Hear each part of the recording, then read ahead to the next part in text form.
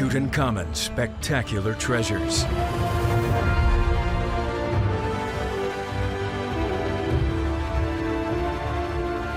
Now, for the first time since they were discovered, all 5,398 objects are being brought together in a new $1 billion museum.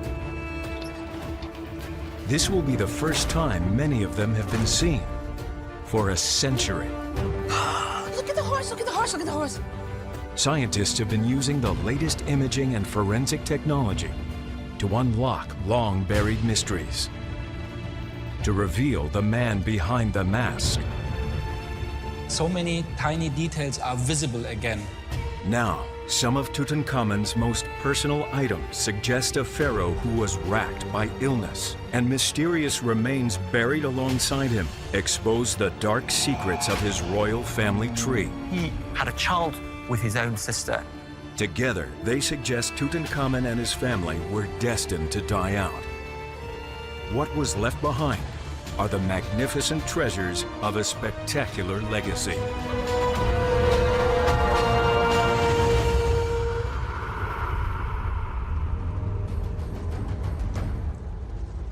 Tutankhamun was the last pharaoh of his royal family line.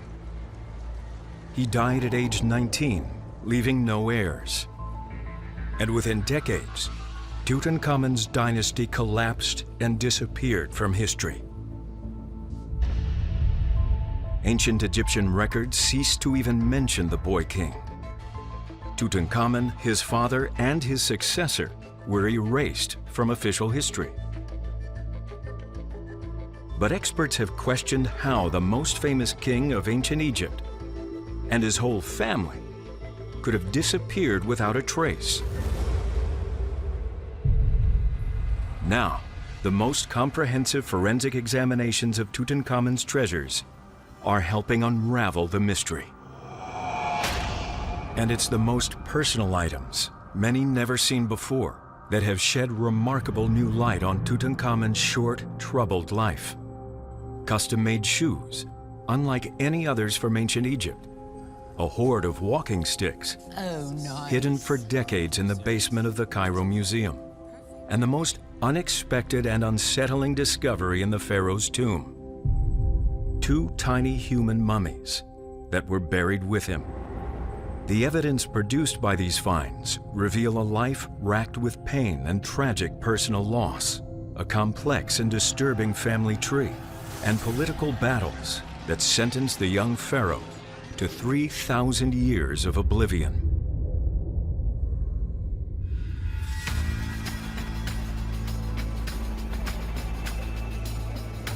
Gathered from museums across Egypt, all of Tutankhamun's items are now on their way to be reunited at the new Grand Egyptian Museum for the first time since Howard Carter opened the young pharaoh's tomb in 1922. More than 5,000 objects were discovered, but only a few have been on display. Until now. Egyptologist Chris Naunton is one of the first people to witness some of the objects that have been hidden in the vaults of the Old Cairo Museum for nearly a century. A lot of these things are going to be seen for the first time here in the Grand Egyptian Museum, but before they can go on display here, they are all being looked at, assessed for their state of conservation, and where work is required, that work is happening here. For scientists, it's a once-in-a-lifetime opportunity to analyze all the objects up close before the new museum opens to the public.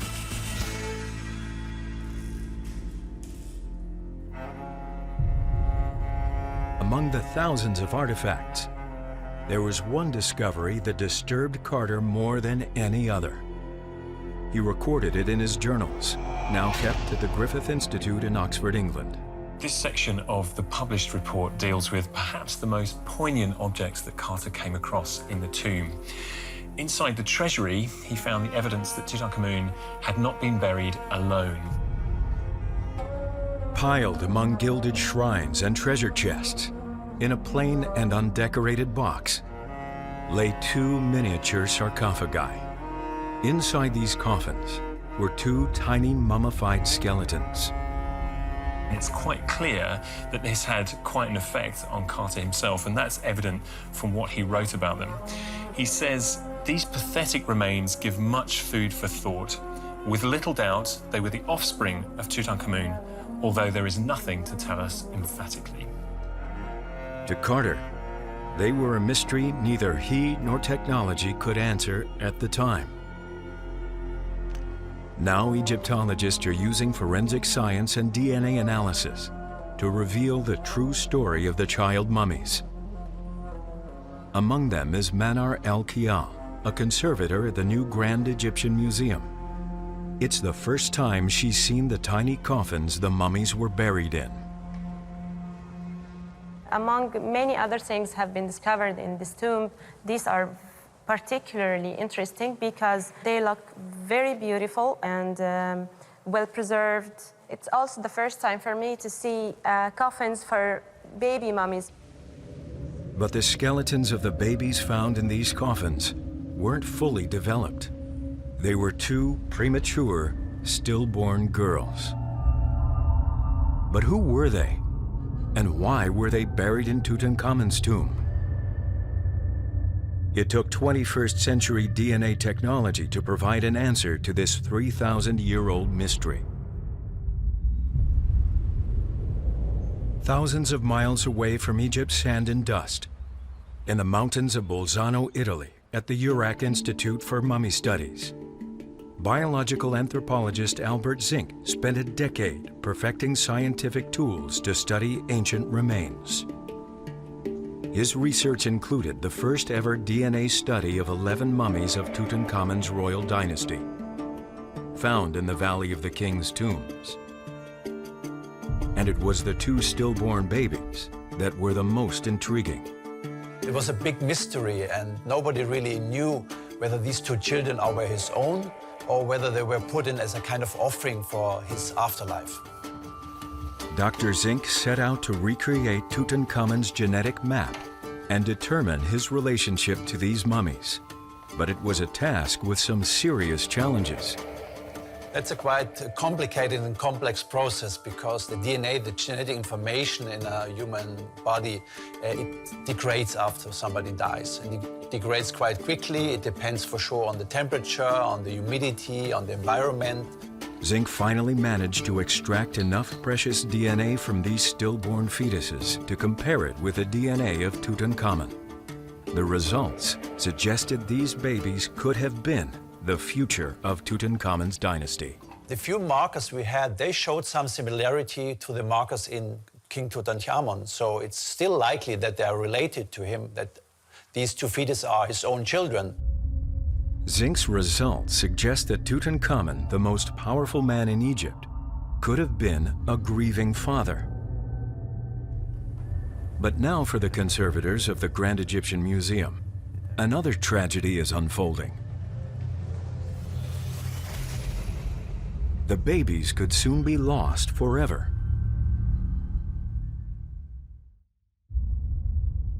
It's now believed that having lost his only two children, Tutankhamun was buried with their mummified remains in his tomb, to be reunited with them in the afterlife.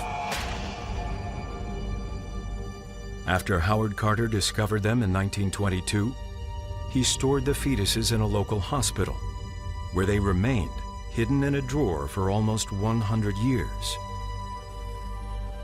But atmospheric conditions have taken their toll on these tiny bodies. Now the two stillborn baby girls are in an extremely fragile state. It's too bad. It's too bad. Their condition is poor, and they may have been invaded by insects. After so long hidden away, they need urgent help. Otherwise, they could turn to dust. It's very important to preserve all our cultural heritage, but for these fetuses, it's very important to preserve them because they consist of organic materials. The organic materials are very sensitive to environmental changes, and they can be invaded by living organisms that can eat these organic materials and finish them all. The challenge for the conservators is to stop the decay before it's too late. Their condition is getting worse every day. This is really bad. It's very, very sad for me. For the director of the Grand Egyptian Museum, Tarek Taufik, the next stage will be crucial. We need now to see how we will deal with this decay, how we can move these very fragile fetuses in order not to lose any of the archaeological substance. So it's a very sensitive operation. Tutankhamun suffered the private tragedy of losing 2 children before they were born. But it wasn't the pharaoh's only misfortune.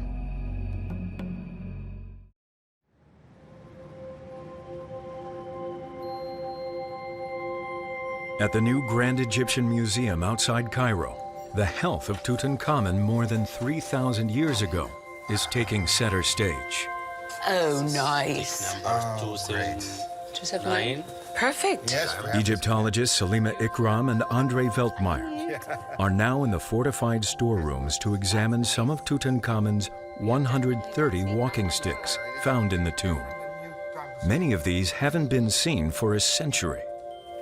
This one is more fancy. This is a bit more gold. These everyday belongings of Tutankhamun give a rare glimpse into how he actually lived. So do the top. They really are one little sort of window into understanding what this man was all about. Salima and Andre are looking for signs of wear to better understand if and how these sticks were used. Because these sticks have been conserved, it's sometimes a bit difficult to tell exactly how they have been used because sort of traces of sweat or person's oils have been obscured by the conservation process that Carter used. Despite some lost clues, there's still evidence of wear and tear that could suggest the young king used the sticks a lot. On the base, you can often see in the tip whether things were used or not. And maybe some of these tips have been replaced even during the course of Tutankhamun's life. Sometimes the tips of these ones have sort of worn off, but you can see that there are a variety of ends used, and maybe some of the ends also tell us about the function. So maybe some were designed for in the palace, and some were designed for in the temple, and others were designed for walking through sand, which would in fact require a far more sturdy stick because you depend upon it more, even if you are completely able-bodied. With signs of wear, could these sticks be evidence that Tutankhamun was an infirm king? Other items from the tomb seem to hint at a king who was not as mobile as a healthy teenager should be. An inlaid storage box from Tutankhamun's treasure trove, one of the finest examples of ancient craftsmanship, suggests he did need extra support. There's an image of Tutankhamun himself with his wife, Ankhesenamun, crouching at his feet, and the king is drawing back an arrow, but he's doing it from a seated position, and it somehow doesn't feel quite right. And there's another very, very beautiful image of the king and his wife on the lid of this box as well. And the king is shown leaning on a kind of walking stick.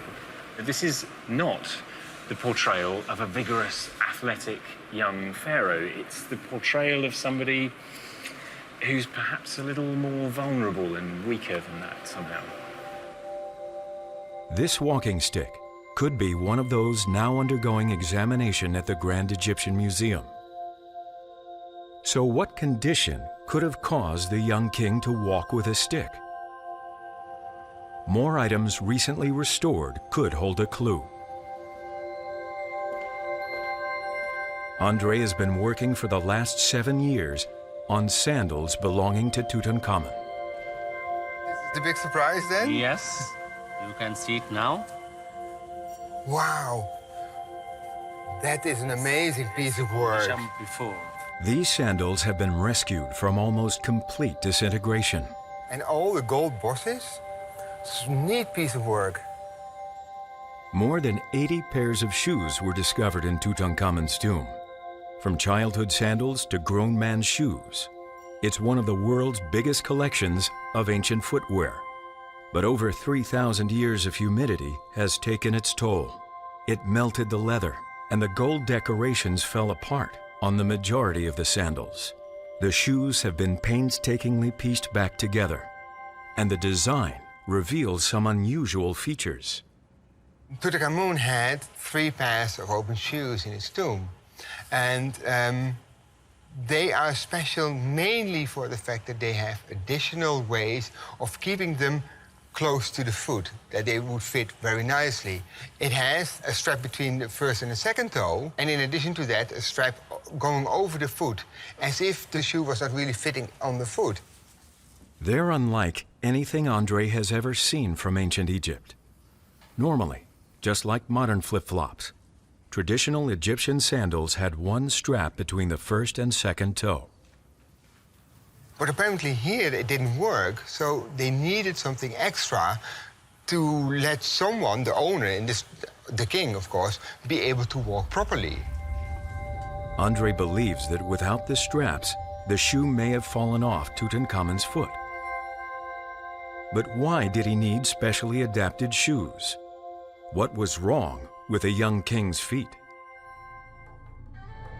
A clue to this puzzle lies in the remains of Tutankhamun himself, in the desert sands more than 400 miles south of Cairo. He was buried in the Valley of the Kings, near the ancient capital of Thebes, now modern-day Luxor. Carved into the desert rock, it's the final resting place of many great Egyptian pharaohs.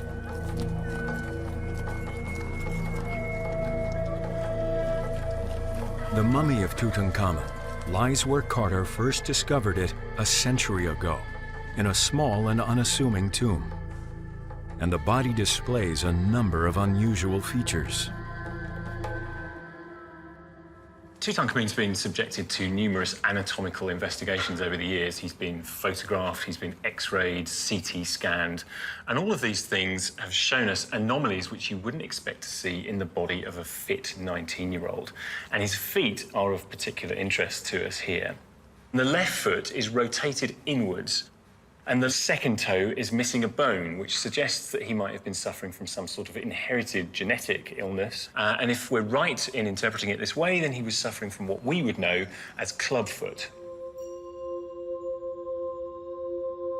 Tutankhamun was probably in quite a lot of pain, more or less constantly, and he would have had difficulty walking, and it would have been obvious to everybody looking at him that he was suffering.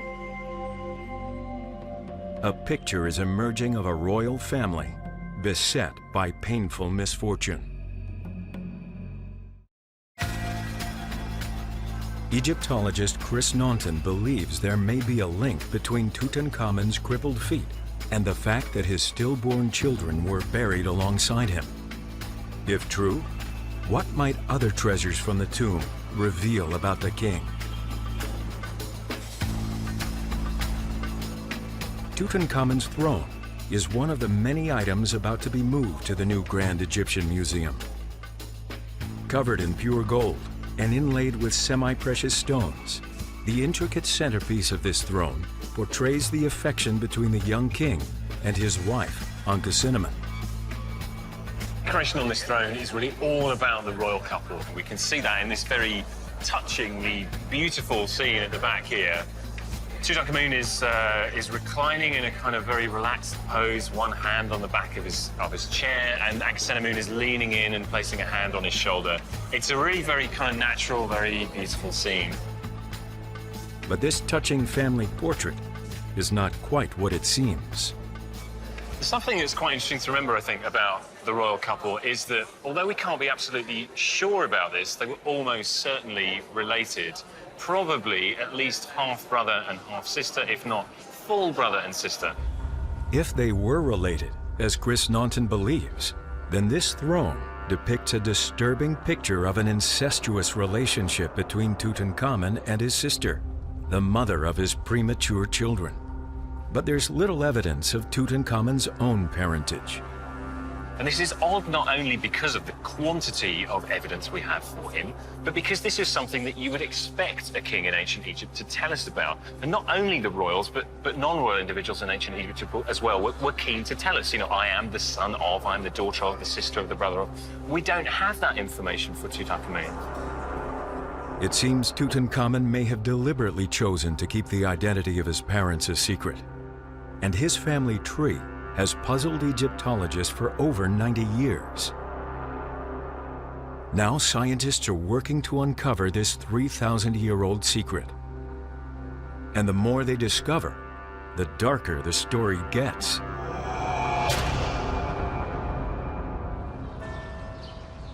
In Italy, anthropologist Albert Zink has spent years using DNA analysis to shed more light on the life of Tutankhamun and his ancestors. Thanks to the study of the mummy, of the person himself, we learned a lot about Tutankhamun, about his real life.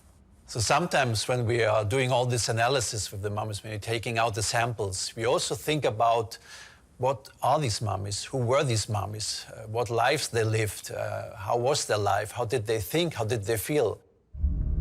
Using the latest technology, Dr. Zink has produced an unprecedented DNA profile of the members of Tutankhamun's royal family, also known as the 18th dynasty. In 2010, Zink gained access to 11 mummies stored in museums across Egypt, believed to be a part of Tutankhamun's royal family. The mummies were originally discovered in several tombs in the Valley of the Kings, and all dated to the same time as Tutankhamun.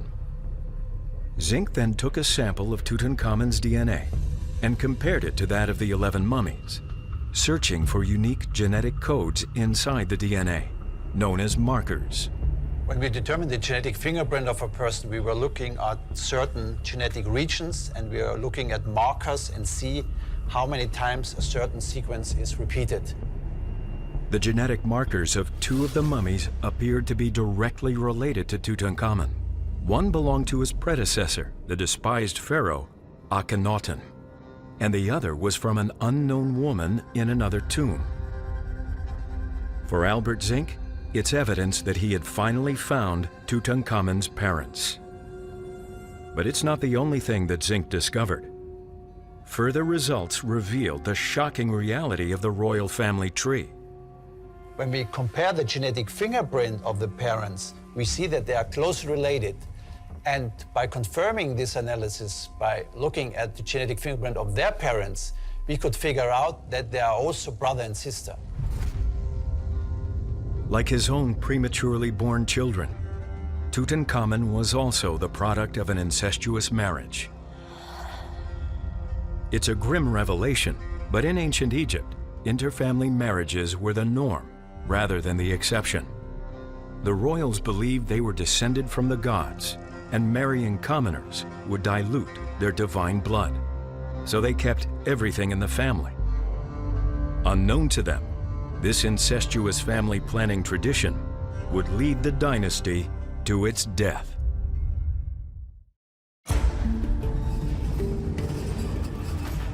A less than perfect picture of Tutankhamun's royal family has emerged. The crumbling remains of his stillborn daughters at the Grand Egyptian Museum, along with evidence of his deformities, suggest personal tragedy and pain. But could they be linked to Tutankhamun's incestuous family line? Hutan Ashrafian, a surgeon at the Imperial College London, has studied the ramifications of incestuous relationships through generations. His work shows the detrimental effects of inbreeding. This is a normal family tree. There are 8 great-grandparents, 4 grandparents, 2 parents, and 1 individual at the base of that tree. There's a branching pattern, which means that the good genes are persisting in each generation to that individual at the base of that branching pattern. Let's look at Tutankhamun's family tree. Here, rather than there being a branching pattern, there is an abnormal ladder shape, or what we call pedigree collapse. Here, brothers are marrying sisters to have offspring, and this means that the weaker genes are being transmitted to each generation that will eventually cause disease. It seems that Tutankhamun's family tree was poisoned by generations of incest, resulting in more dramatic and debilitating effects with each generation. Dr. Ashrafian thinks some of those genetic abnormalities from this inbreeding can be seen in the statues of Tutankhamun's father, Akhenaten. They reveal a body unlike that of any previous pharaohs. What we see when we start looking at it is initially at his face, it's very long and drawn out. If we go to his body, overall image is that of a rather slender man with a feminine distribution of fat. Now, this is not normal in the period of ancient Egypt because typically the god kings were very masculinized and were demonstrated to be very strong. And in Akhenaten here, we see someone that is less so. It's likely that Tutankhamun's deformities were a result of generations of inbreeding. But it was his unborn children who paid the ultimate price for the royal family's incestuous tradition.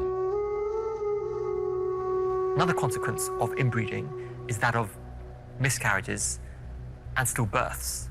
Now, we know from Tutankhamun's own tomb that there were 2 stillborn fetuses, and these probably were the result of his offspring with his sister, causing these early deaths in his line. Some experts now suspect that this genetic inheritance could have played a part in Tutankhamun's early death. In the Grand Egyptian Museum, some of the most spectacular items might hold the answer. 6 chariots were found in Tutankhamun's tomb.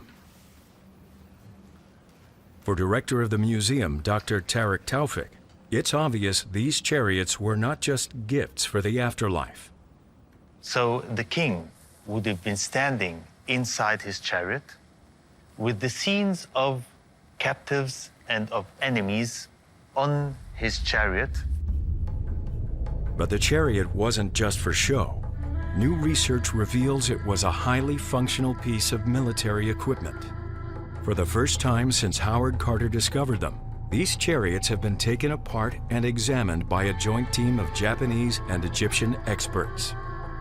Modern X-rays and 3D imaging technology have revealed flexible joints made using complex leather wrappings. An ancient suspension system, hugely advanced for its time. But why did an almost certainly disabled king need this supercar of the ancient world?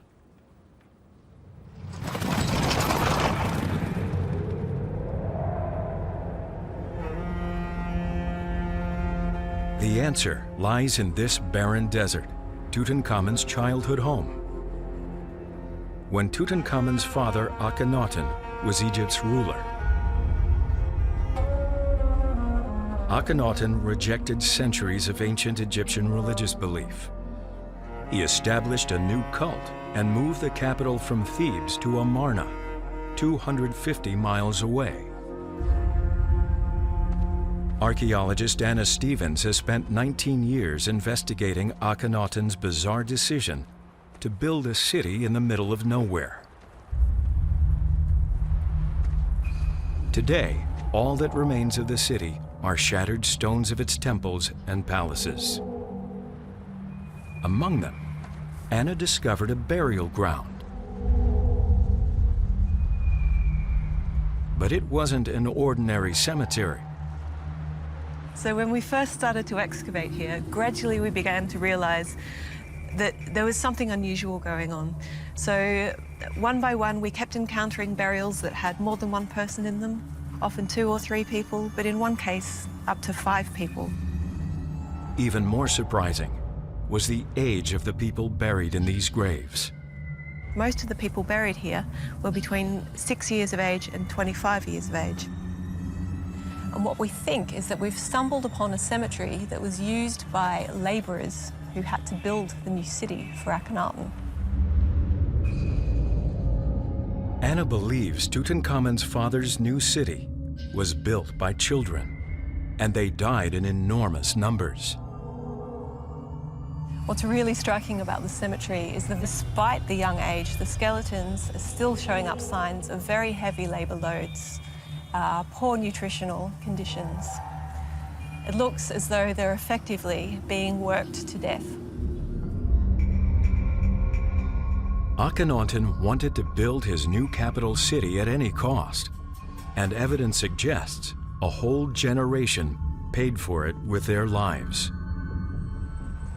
For Egypt, its consequences were catastrophic. Engrossed in his vanity building project, Akhenaten appears to have abandoned international politics. By the time he died, Egypt was in turmoil. This was the Egypt 9-year-old Tutankhamun inherited, a fractured country on the brink of collapse. The young king needed to put Egypt back on the map as an international power, and the fastest, most effective way to do that was war. Tutankhamun had to lead his people and his army through the treacherous times that followed his father's rule. A state-of-the-art chariot would have given him the heroic status and respect he so badly needed. But with Tutankhamun's disability, could he even ride a chariot? To find out, podiatrist Ron McCulloch is creating a 3D model of how Tutankhamun might have walked. Comfortable? It's comfortable now, okay. Special bandages restrict the movement and replicate the position of Tutankhamun's feet. So we know that Tutankhamun had a number of foot deformities and ankle deformities. And this included the club foot on the left side and the very flat foot or flatter foot on the right side. Motion sensors capture the movements, allowing Ron to analyze them using special software. It's immediately obvious that these deformities would have put an enormous strain on the young pharaoh's feet. So we've just done a detailed analysis of movement patterns, both of the whole body and also of the foot. So we have a good idea now how Tutankhamun may have walked. The reality is that this was a boy, 19 years old, who had very significant deformities that profoundly affected the way that he walked. Tutankhamun's deformities would have also made it hard for him to stand. We also looked at postural sway. Postural sway represents how much we move when trying to stand still. We all wobble a bit, but a certain amount of movement is normal. So in the case of Tutankhamun's investigation, the movement patterns were about 3 times greater than they should have been. And this would have been very challenging for him, for example, when standing at ceremonies or when using or being in a chariot. These balance issues would have made it very difficult for the young Tutankhamun to ride and control a chariot.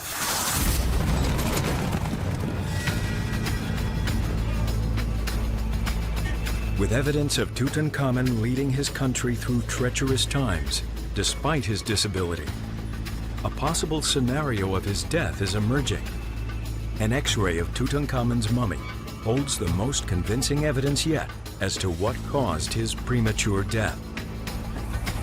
Well, the mummy of Tutankhamun, in fact, exhibits a number of abnormalities. We can see perhaps some of those from this X-ray here. On the left-hand side, a huge chunk of the rib cage is completely missing, and on the same side of the body, a chunk of the pelvis, the upper pelvis, is missing as well. And injuries of this type are characteristic to a particular kind of trauma. It's a blunt trauma, which seems to have affected a large part of the left-hand side of his body, perhaps crushed his rib cage and the soft tissue underneath as well. Now, in modern times, if you were looking for the kind of accident that might cause injuries like this, you'd probably be thinking of something like a car crash. In the ancient world, the closest thing to a car was a chariot. Tutankhamun, his body racked by pain and instability, was eager to be the king his country needed. But did he push himself too far? Could this be how he died? In a chariot accident, leading his armies to re-establish Egypt's dominance in the region. If Tutankhamun had been struck by a chariot running at full speed, it's inconceivable that the injuries wouldn't have been fatal. It would have crushed his rib cage, it would have crushed the soft tissue underneath, and organs like the heart wouldn't have been salvageable for mummification. We'll never know, perhaps, how Tutankhamun died, but in any case, Tutankhamun's early death, however it happened, was a great change, a great turning point in history. When Tutankhamun died, so did his royal line, the 18th dynasty. His unborn daughters were the last remnants of a family that had ruled Egypt for almost 250 years. The toxic legacy of his father would ultimately lead to Tutankhamun being forgotten for 3,000 years.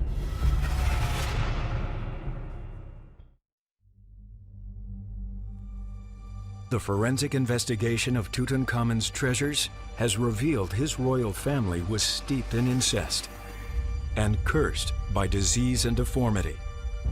Toxic genetic inheritance likely killed Tutankhamun's 2 daughters. At the Grand Egyptian Museum, the fragile remains of the 2 babies are about to be painstakingly preserved. Oxygen causes rapid deterioration, so the museum team uses chemical elements to create an oxygen-free environment. We are going to keep them in a microenvironment. In this microenvironment, we are going to put some elements that are going to absorb oxygen and eliminate it from the surrounding of the fetuses. Saved from further disintegration, these fetuses are powerful reminders of the human side of King Tutankhamun. Looking at these fetuses, we see a dramatic part of the life of Tutankhamun, the wish to have children, most probably the wish to have an heir, which was never given to Tutankhamun. Preserving the fetuses might allow future technological advances to reveal further hidden secrets about Tutankhamun. The fetuses are among the most fascinating of all the objects found in the tomb, and they speak to Tutankhamun's hopes and desires for the future. They tell us 2 things, in fact: that he would have wanted to have children, but also that he wasn't successful in that. And that would have wider implications for Egypt as well. As Carter himself says, had one of those babes lived, there might never have been a Ramesses. And so not only was this a personal tragedy for Tutankhamun, it would also change the course of Egyptian history.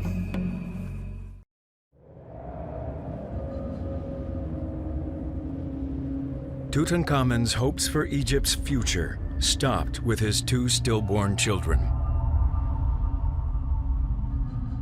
His untimely death without heirs created a power vacuum and plunged Egypt into turmoil. Hidden away in the Valley of the Kings, in the tomb of the Golden Pharaoh himself, lies evidence of the power struggle that followed.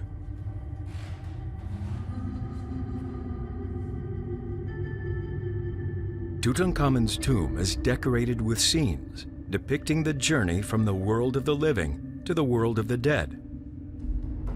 One image is particularly telling. It's one of the most interesting aspects of the decoration of the tomb, I think. The figure on the left in the white is Tutankhamun. He's identified by the inscription above him, but he's in the guise of Osiris as a god. So he's passed from life into afterlife at this point. So he's dead, and in fact, he's in kind of mummy form at this point. The figure to the right is performing a ceremony, a ritual, which we know as the opening of the mouth for breathing on the mummy of Tutankhamun. Here, the ritual normally performed by the next of kin, or a high priest, is performed by I, a senior official in Tutankhamun's court. He wasn't even from the royal family. He was a commoner. The reanimation of the body in this way is a really important part of the survival of the individual from life into the afterlife. So to have Ai in this position as the person performing this crucial ritual shows that he is the anointed successor of Tutankhamun.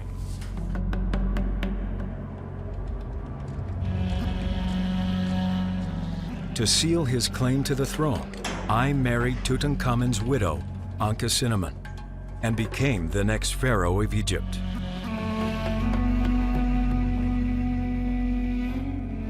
Many now believe Ai wanted the young pharaoh to be forgotten. He crammed the dead king and his belongings into a small, insignificant tomb and took Tutankhamun's grand tomb for himself. But it was only the first of many injustices Tutankhamun suffered after his death. The memories of destruction caused to Egypt by Tutankhamun's father, Akhenaten, were still raw. Tutankhamun had to pay for the sins of his father.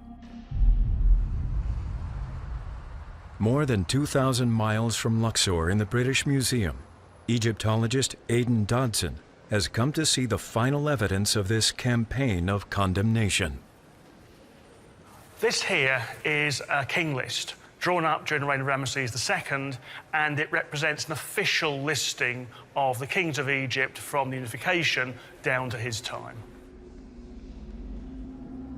Found in a temple close to Luxor, the list of 76 kings of Egypt was created almost 100 years after Tutankhamun's death. But it's what's missing on this list that is the most intriguing. The cartouche on the right with the seated woman in the middle of it is Amenhotep III, the father of Akhenaten and grandfather of Tutankhamun. On the left is Horemheb. Tutankhamun should be on that line between those two cartouches there. He's not there. It's not only Tutankhamun who's missing, there's also Akhenaten and Ai, Tutankhamun's predecessor and successor. And it's no coincidence those are people who've been edited out, because by the time we get to the reign of Ramesses II, that whole group of kings were non-people. As far as Egyptian history was concerned, it all never happened. The genetic curse on Tutankhamun's family meant he died tragically young and unable to produce an heir. And his royal line ended with him. Within a century of Tutankhamun's death, his very existence was erased from history. Until 3,000 years later, when Howard Carter broke open the doors of his hidden tomb, exposing the treasures that have captivated the world ever since.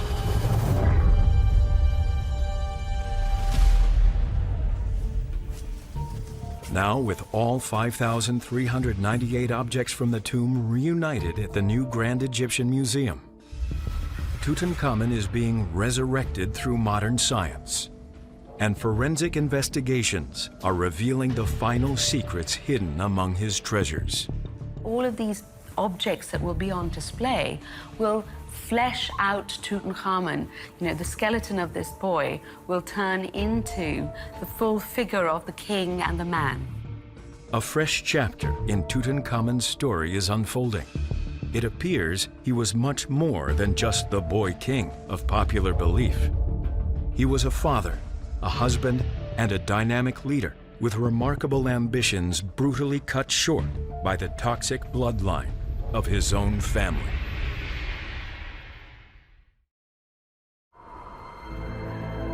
Alexandria, Egypt.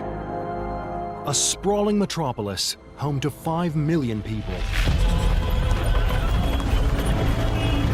And one archaeologist on the quest of a lifetime. Pepe Papacosta is hunting for the lost tomb of Alexander the Great. Finding the tomb of Alexander is the dream of every archaeologist. It's the Holy Grail. Alexander led an army 12,000 miles, conquered the known world, and became a living god. Pepe is combining ancient manuscripts and modern technology to identify the exact location of his lost city. She's unearthing stunning clues, Greek treasures, This is beautiful. hidden tunnels, and even a magnificent marble statue thought to be of Alexander himself. Each find leads her closer to the ultimate prize in archaeology. Pepe might just be the closest archaeologist yet to uncovering the lost tomb of Alexander the Great. If my theory is correct, I think there is a big possibility to find the tomb of Alexander.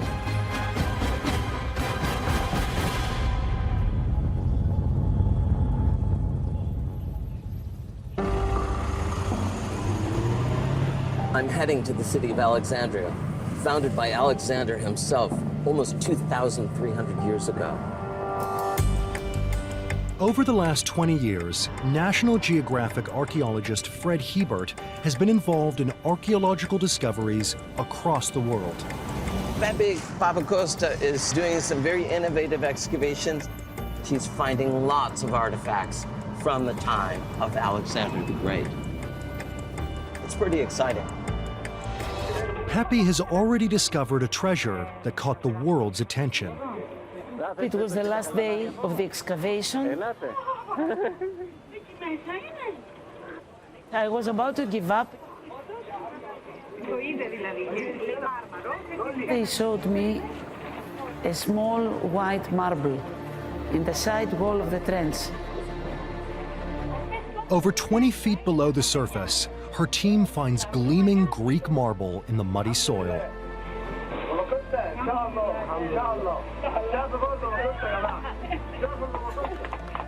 There was a possibility to be only a small part of a marble.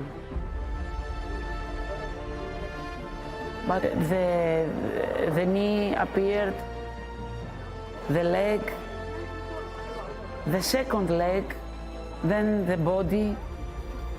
It was something unbelievable. And then I saw a face very familiar to me. I saw the face of Alexander the Great. It was an amazing moment, maybe the most important moment of my life. I brought him into light again after 2,300 years. Pepe's discovery of the statue creates a buzz around the world, drawing the president of Greece to visit her dig site. All Greeks are interested about Alexander. All Greeks admire him. Even today, he is alive in the soul of the Greeks. Alexander was the reason to become an archaeologist. Alexander is the reason I am here. It's something I cannot control. It comes out of my soul. Alexander the Great is considered one of the finest military leaders of all time. He became a king aged just 20 after his father, Philip II of Macedon, was brutally murdered. In 12 years, he marched his army 12,000 miles, creating a vast empire that spread from Egypt to modern-day Pakistan. In 332 BC, Alexander invaded Egypt, becoming pharaoh and a living god. But at the age of just 32, he died under mysterious circumstances in Babylon. After he died, he was mummified, buried in Memphis. Then when the capital moved to the new capital of Alexandria, they dug Alexander up and they created a new tomb for him right in the center of ancient Alexandria. Then around 350 AD, the history of Alexandria starts to go silent. There's earthquakes, tsunamis, riots in the street. There are no more descriptions of this beautiful royal city. Alexander's tomb goes missing.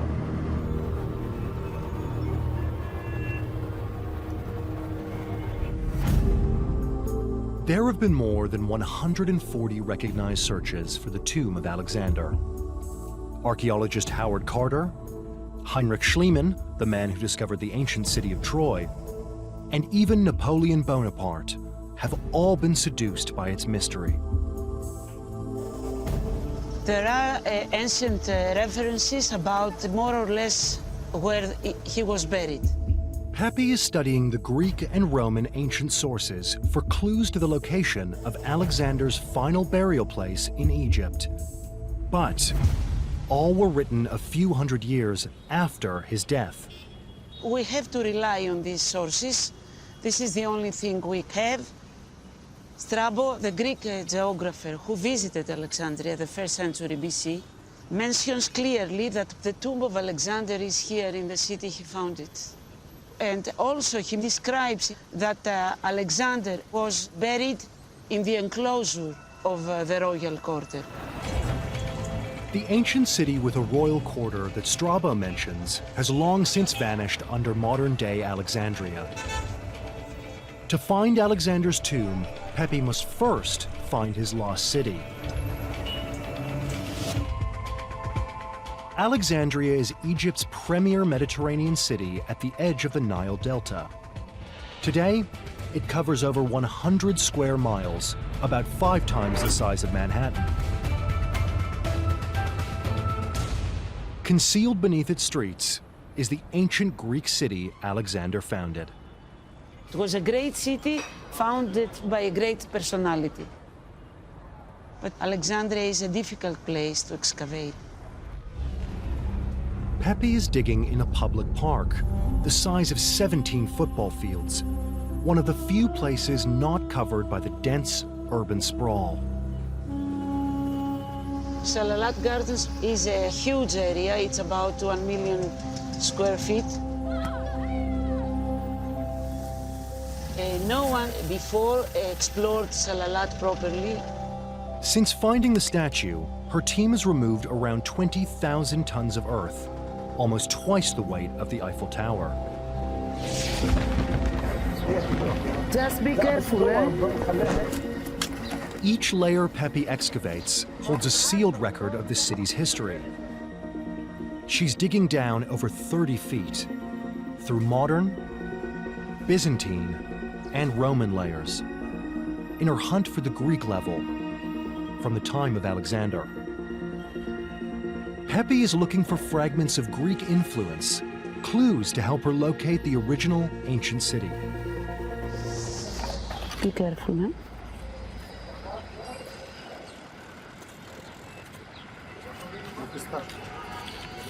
Nice. It's a potsherd, but you can see the design, the color, the black glazed. Be careful, maybe we find the rest. Try this way, this side. Oh, very good. Oh, amazing. It's a female figure. She has wings and gold in the wings. She must be a goddess. I believe it's not from Alexandria. Maybe it is imported from Greece because it's a high level and very early.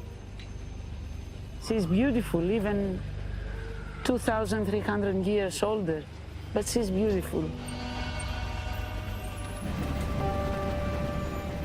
To help Pepe in her search for the ancient city, archaeologist Fred Hebert arrives on site.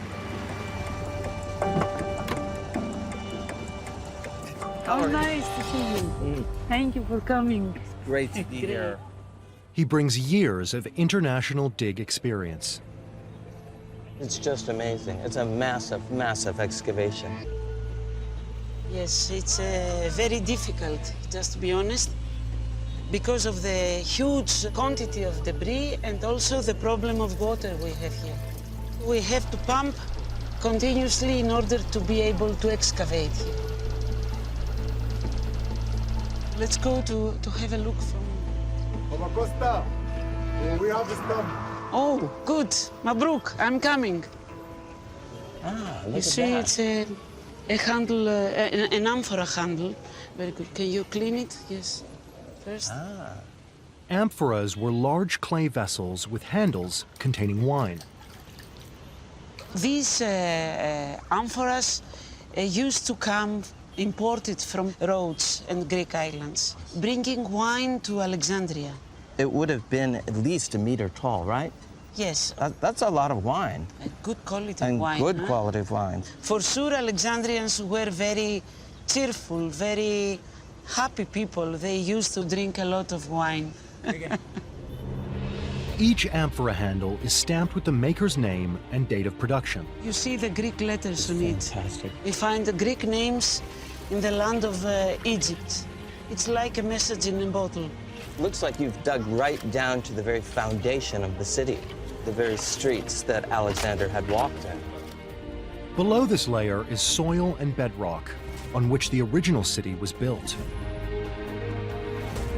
Alexander is said to have marked the outlines of the first buildings himself. Here it was built the first Alexandria we know. The city that was decreed by Alexander the Great himself. Exactly. Pepi has identified his city. Now she can focus her search for the royal quarter. But the ancient city doesn't give up its secrets easily. It's a matter of minutes to have a distraction here. Alexandria, Egypt. Archaeologist Pepi Papacosta and her team are digging deep underground, beneath the water table. Pumps are running 24/7 to manage the constant upflow of water out of the ground. Whoa! The pipe broke. Tell Sobhi to call Mahmoud. Whoa! He's there, and it's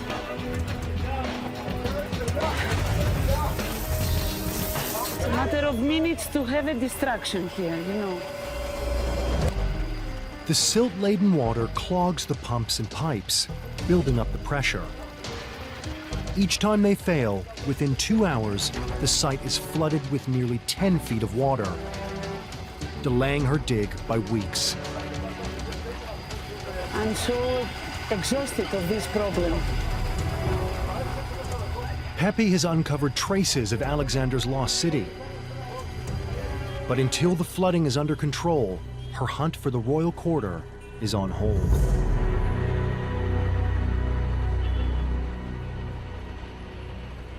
We know about the royal quarter of Alexandria from the writings of Greek geographer Strabo that had palaces, it had a library, a museum. It also had a royal burial quarter called the Sema. So our expectations are to find a beautiful and massive road system. And the crossroads right in the center would be the epicenter of the city. It would have been the area of the royal quarter. That royal quarter has never been found.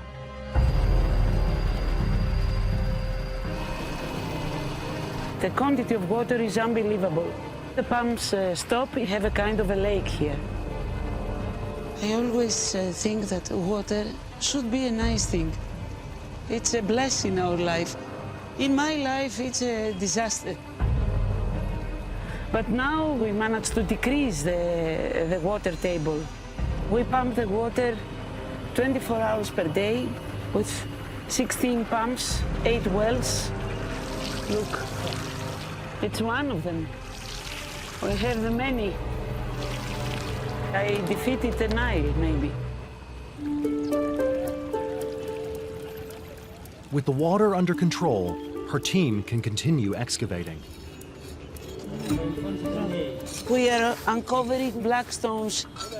Even a small piece of a black stone, very important for the archaeology of Alexandria, because we all know that black stones is the material that the Roman streets were made of. Fantastic. It's fantastic, beautiful stones. The part we uncovered is about 25 meters. Can you imagine how many people walked on this? How many chariots, how many horses, everything happened in this street. We have to understand what is the relation between this road with the rest of our discoveries. Roman roads were often rebuilt on top of earlier Greek streets. Pepi returns to one of her key historical guides, a plan of the ancient city. This map was made by the Egyptian astronomer Mahmoud Bey el-Falaki in 1866. At that time, the streets and a lot of buildings, ancient buildings, were obvious. The map shows Alexandria had two main streets. The Canopic Way, nearly 100 feet across, running east-west. Transected by another main street, R1, running north-south. This is a satellite map of modern Alexandria. And we are exactly here. These are the Salalat Gardens. We made a transparency version of the map of Mahmoud Bey. The maps are lined up, using the coastline as a guide. When we line the old map with the modern one, the result for me is fantastic. We see clearly that the crossroads of the two broad streets of ancient Alexandria are very close to the area we are excavating. From interpreting Strabo's writings, she knows the royal quarter containing the tomb of Alexander was to the north of the central crossroads. Pepi now has proof the crossroads are within a few feet of the Shalalat Gardens. I believe that the road we uncovered is the first parallel road to the main Canopic Street. Pepi's road L2 runs through the north side of the Shalalat Gardens. Pepi's road is a game changer in the study of Alexandria because Pepi has actually found one of the main roads described by Strabo. That puts the whole description of classical Alexandria in a frame of reference where we can now say we are sitting in the royal quarters of Alexandria. Pepi has excavated deeper in this part of Alexandria than anyone. She has revealed Alexander's ancient city. Now, she has rediscovered the royal quarter. She believes hidden within it lies the tomb of Alexander the Great. And that's not all. After Alexander died, his empire was split between his trusted generals. Ptolemy became the ruler and pharaoh of Egypt. Ptolemy's dynasty lasted 275 years and more than 10 generations. Each ruler buried themselves around Alexander in a vast cemetery within the royal quarter. They wanted to be close to a god for eternity. Inside of Strabo's royal precinct is a literal Valley of the Kings. Not a single Ptolemaic king has been found yet.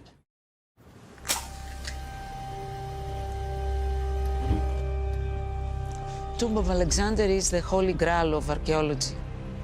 It's the dream of all the archaeologists of the world.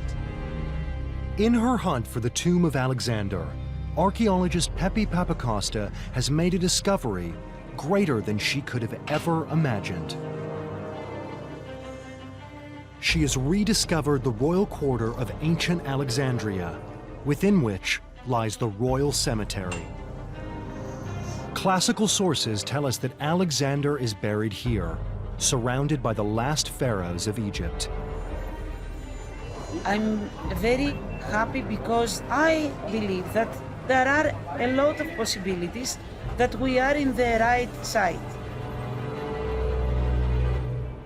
Pepi has exclusive permission to excavate anywhere across the 1 million square feet of the Shalalat Gardens. It's an enormous undertaking. An archaeologist needs a lifetime. To dig at Shalalat Gardens, we need the support of technology. National Geographic is going to support us and help us to use new technology. A cutting-edge geophysical method called electrical resistivity tomography will produce a detailed picture of what lies beneath the Shalalak Gardens. The findings will help guide where to dig next. Cables are laid across the gardens, and the method passes electricity deep into the ground. By taking hundreds of readings, the relative solidity of the earth below is plotted onto digital maps. Looser areas of sand or soil contrast with dense areas, like solid stone, the outlined remains of a building, or even a tomb. In the end, we can have an idea if it is big, if it is small, how deep it is. The survey will take the specialist team 10 days to complete. Lucan's Pharsalia is the only detailed description of Alexander's tomb that survives from the ancient world, a visit by Julius Caesar. In eager haste, he went down into the grotto, hewn out for a tomb.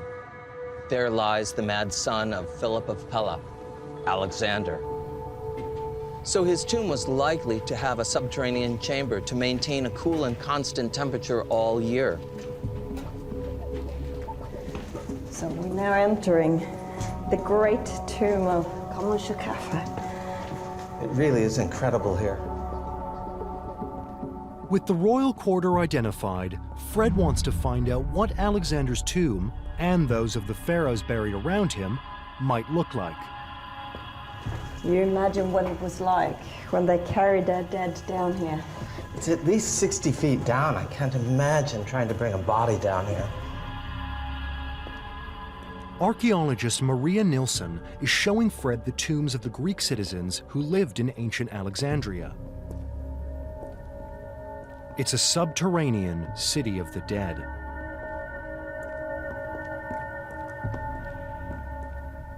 It reminds very much of a Greek temple, doesn't it? It really does. Typical for Alexandria, these rock-cut tombs.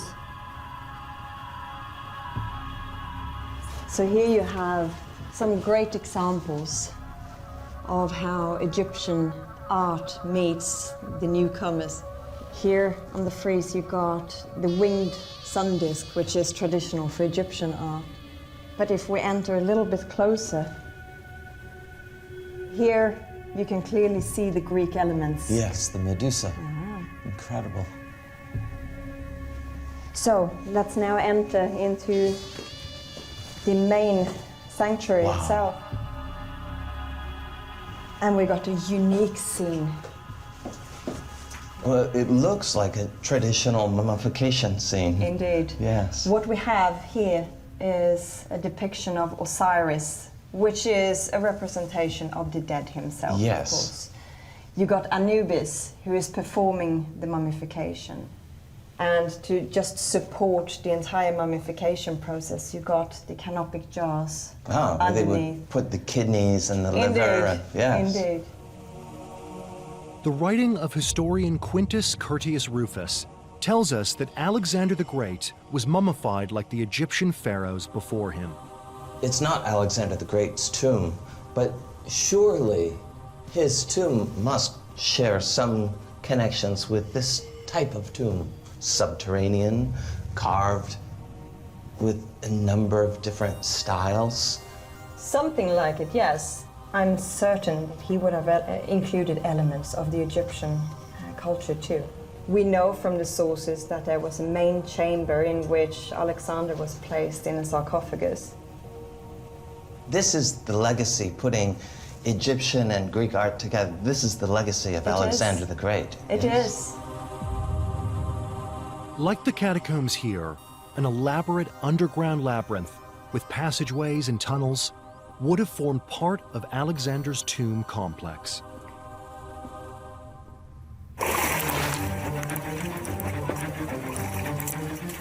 Back at the Shalalak Gardens, Pepe's team has discovered something hidden in the subsurface.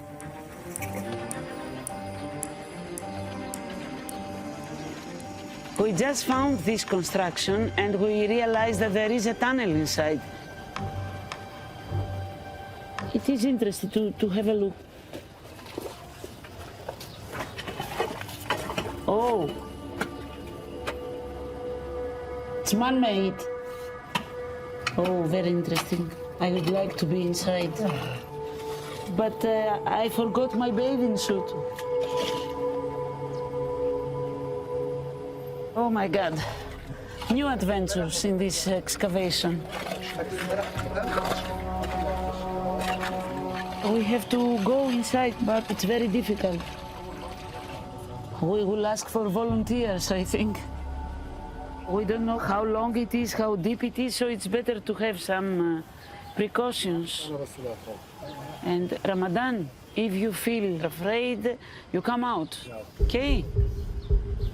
Be careful, please.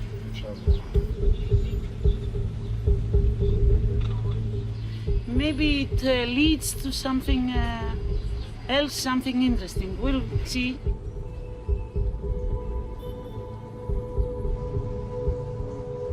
There was only a shallow pocket of air for her team to breathe. Hundreds of tons of earth lie above the passage that could collapse at any moment.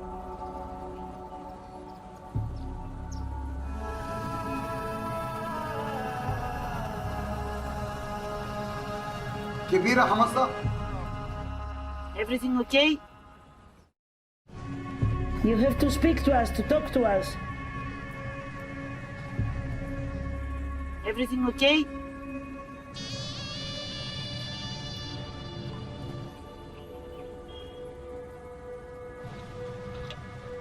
I wish it could lead to a secret door, to a chamber.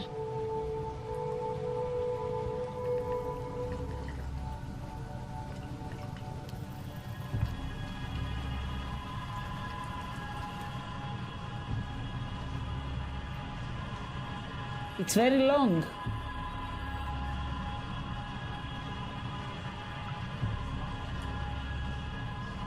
Stops or it goes on.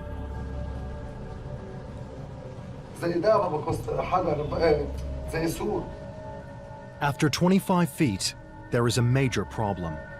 The tunnel has collapsed. There's a lot of debris. It's blocked with a pile of rubble, covered in mysterious scorch marks. There are also fragments of burnt rope.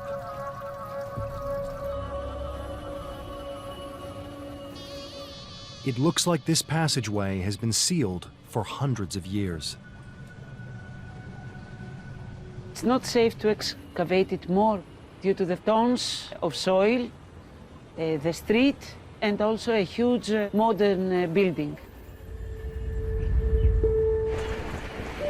After 12 years of work on the site, it's a frustrating setback for Pepi. Very difficult day. But I'm not ready to say that there is nothing here or is something big. I'm optimistic. We keep going. I cannot stop. I have to go on.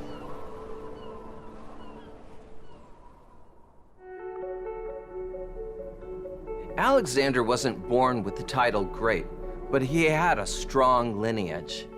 He was the son of a powerful king, Philip II of Macedon. Philip was buried in a town called Verhina with incredible finds. This is one of the most amazing archaeological finds of the 1970s. His skeleton was found in an opulent golden coffin.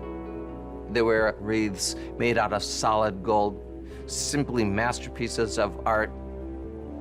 If these stunning items were found in his father's tomb, what might Alexander's own burial hold?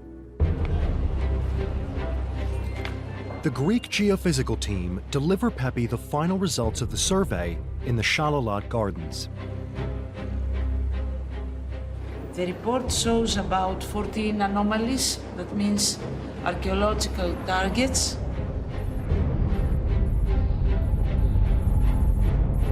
Out of the 14 points that the geophysical survey suggested, I decided to start from the biggest one. We call it E3B. The largest of the 14 anomalies, E3B, is 800 feet from Pepi's current site. Before assigning a dig team, some preliminary exploration is needed. The next step would be drillings in order to be sure that the suggested points were correct. This is the National Geographic borescope.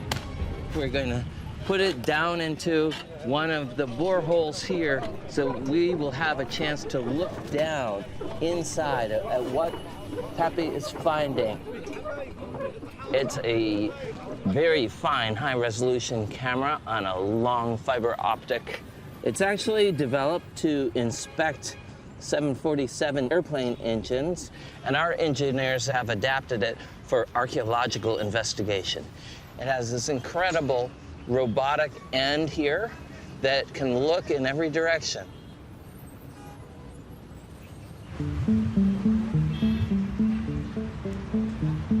Oh boy. We'll start looking around. Okay. Can you go up? You want up? And go to the side here. There are white signs of limestone, but I'm not sure if it's a construction or small random stones. Limestone is not naturally found here. Prized for its aesthetic quality by the Greeks, it came from mines around 30 miles outside the city. They may be seeing fragments of the original building stones of Alexandria. We can look around and have a pretty good idea that there's stones down there, but it's not enough, is it? No, of course, we have to excavate. Absolutely. But for sure, we know that we have to dig here. While work at her main dig site continues, Pepe splits her team and begins to excavate the large anomaly, E3b. This is actually a culmination of Pepe's obsession here in Alexandria. She started nearly 23 years ago, and here we are in the royal quarter of the city of Alexandria 2,300 years ago. She knows that. She has X marks the spot with a Roman road right in her other excavations. We know she's going to find something. We don't know what it is. Pepe Papacosta is hunting for the lost tomb of Alexander the Great. She's identified the site of his ancient city and confirmed the royal quarter within it. A team works at the main site, while 800 feet to the east, a second team digs down to reach the largest anomaly, E3b. They are already finding intriguing clues. Bravo. Good. See, it's a plaster, but there is color. Let's see. Beautiful. Blue, red, yes. Great, great. Yeah. This is the type of the Macedonian tombs decoration. You know that. Great. Plaster with this intense blue color is thought to be the world's first artificial pigment, created by a calcium-copper silicate mix. The same pigment is used to decorate Alexander's father's tomb. It is interesting because we find a lot of small things, of course. Yes. Oh, give it to me. Oh? Ibrahim, can you bring... More marble. This is white marble. This is real marble. Greek white marble. Well, it's really unusual to see this here in Egypt, especially in the delta of the Nile. There's no stone, and there's especially no Aegean marble like this. Very rare to find a Greek marble, a white marble in Alexandria. So it's just a good sign, it's a an great, encouraging sign. Great sign. Even with a large team of workers, removing around 400 tons of soil, sand, and mud will take weeks. Fred travels back to the U.S. while work continues.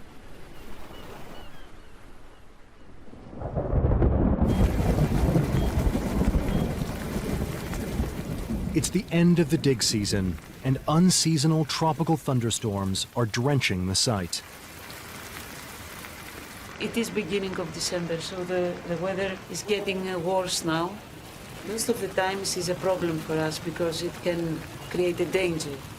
Soil can collapse, workers can slip on the soil, so it's not easy to work under the rain.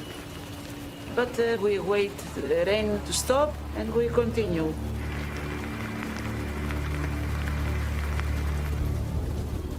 Once the rain clears, the team realized the E3B excavation site is under 4 feet of water. The work was very difficult this time because we had to fight with water above and water below. We went very deep. The soil is very fragile and I was afraid that it could collapse.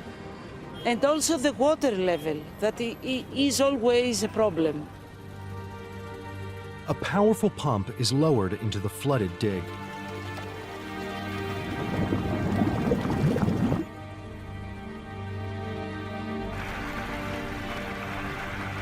This anomaly could be many things. Could be a building, could be a monument, could be even a tomb. I feel excited, but also very nervous. Maybe it will be something great, maybe it will be nothing. Fred is back in Egypt and heading to the E3B dig site. Pepi and her team are inches away from uncovering the large anomaly, 25 feet below the modern-day surface.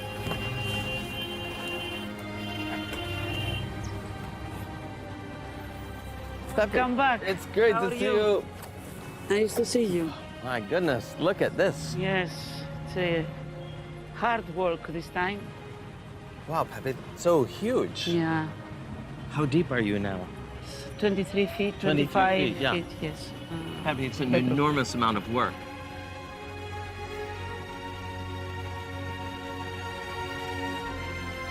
Most difficult issue is the water level, as all the time. As always, yeah. As always. That's going to be very exciting to see what's underneath there.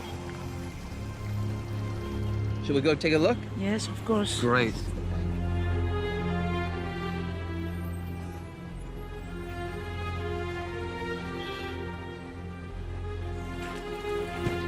Look at this.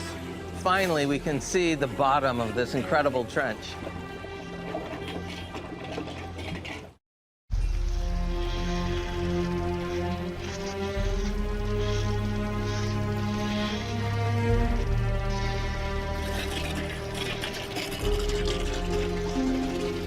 So look, sandstone, which is the natural bedrock of Alexandria. So that's the natural bedrock of Alexandria? Exactly. Wow. But there is a human activity here. This is a constructed layer, right, Pepi? It is, exactly. It is constructed. The large anomaly picked up by the electrical survey is not the underground tunnel or chamber that Pepi hoped to find. What do you think it is, Pepi? According to my opinion, this should be a kind of a defensive ditch for the Islamic walls of East Alexandria. Incredible, incredible. So the city of Alexandria, founded by Alexander the Great, has changed and changed through the centuries. And here it's clear, 1,000 years later, they dug a giant moat to go around another wall of the city. In this section of the Shalalat Gardens, the Greek Ptolemaic layer is missing. It appears that this part of the royal quarter was totally destroyed, as later inhabitants remodeled the city.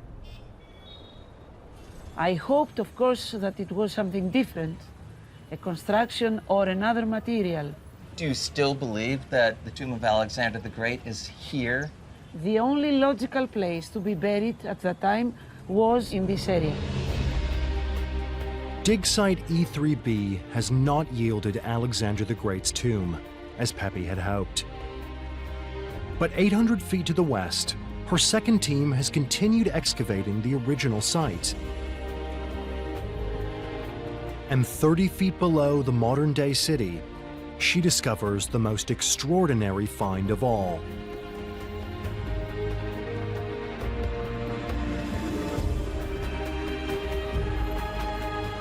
So, Wow. you see these big stones? They're massive. Yes. We took out 2 of them, something very difficult, and we realized that under there is nothing more. It's the bedrock of Alexandria. Let me show you how big this foundation is. It's huge. All this line. Keeps going and going and going. Do you have any idea, thought, how much further it's going to go? We are about 200 feet, more or less, without arriving to the end. Of a single building? Yes, and it goes on. Yeah.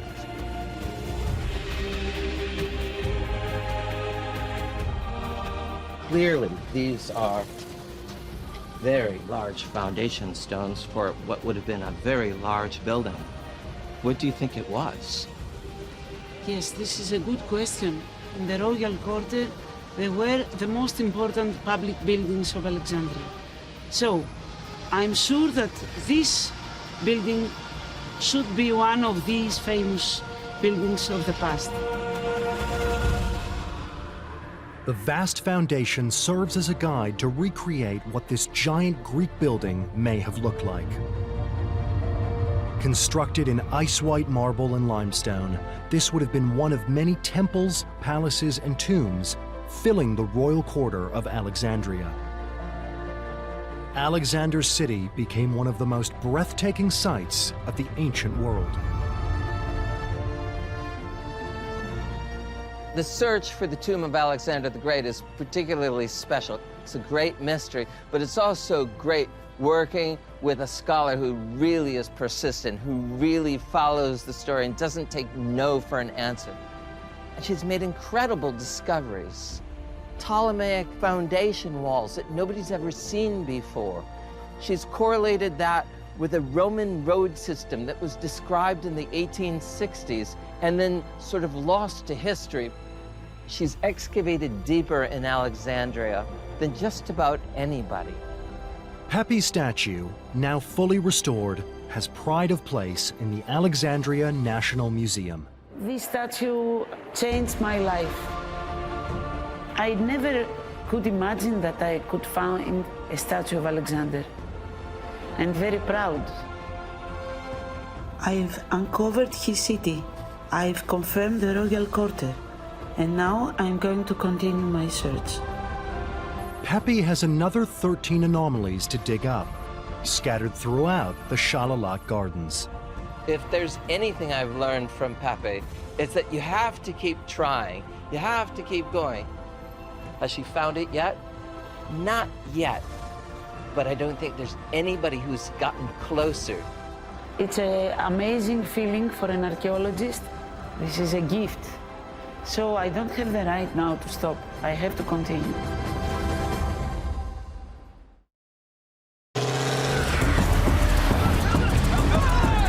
Join our team of explorers using untested technologies and harnessing the power of thousands of eyes the world over. In a race against time to solve an 800-year-old mystery.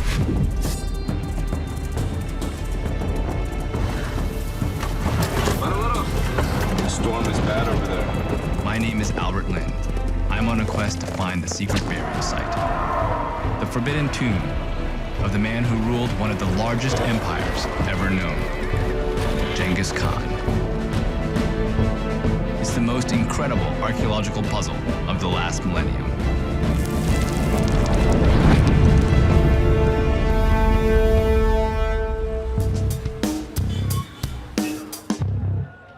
You ready? Yes, I'm ready. We're in Ulaanbaatar, the capital of Mongolia. And after many months of meetings, we've got the go-ahead from the government and leading scholars to conduct our search for the tomb of Genghis Khan. The day is here. We're packed and ready to go. We've got 31 men, 14 horses, 11 laptops, a crazy arsenal of new tools, 4 goats, and a lot of unknown. Stop! I haven't been able to sleep for almost a year now because I've been dreaming about this. Let's get in the cars, let's go. All right.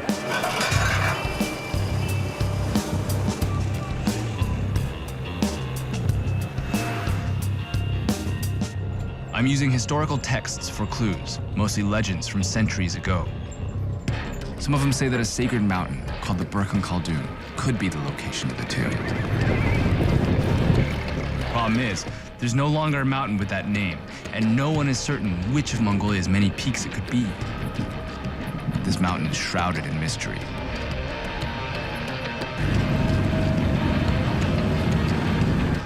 By the time of Genghis Khan's death in 1227, at the age of 65, his empire spanned the Asian continent. It would eventually stretch from Siberia to India, from Korea to Hungary, and fundamentally change the course of world history. Genghis Khan destroyed anybody who defied him. His armies left millions dead in medieval Europe, Asia, the Middle East. But the history of these campaigns was written by his enemies, his victims. So most people in the West only know Genghis Khan as a savage, bloodthirsty warrior. But that's only part of the story. He created a new world in which ideas flowed from east to west, advancing technology, art, and science. If he was so bloodthirsty, then why did he abolish torture? The man lived by principles.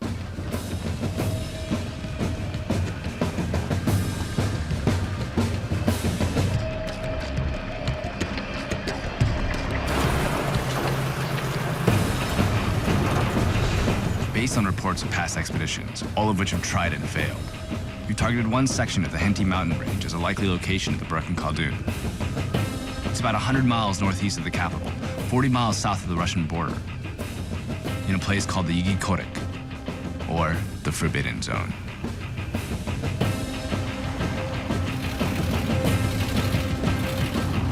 We're laying siege to the mountain.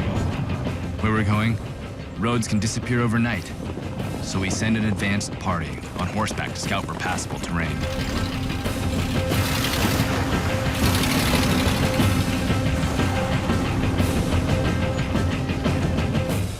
Hey, why are we stopping?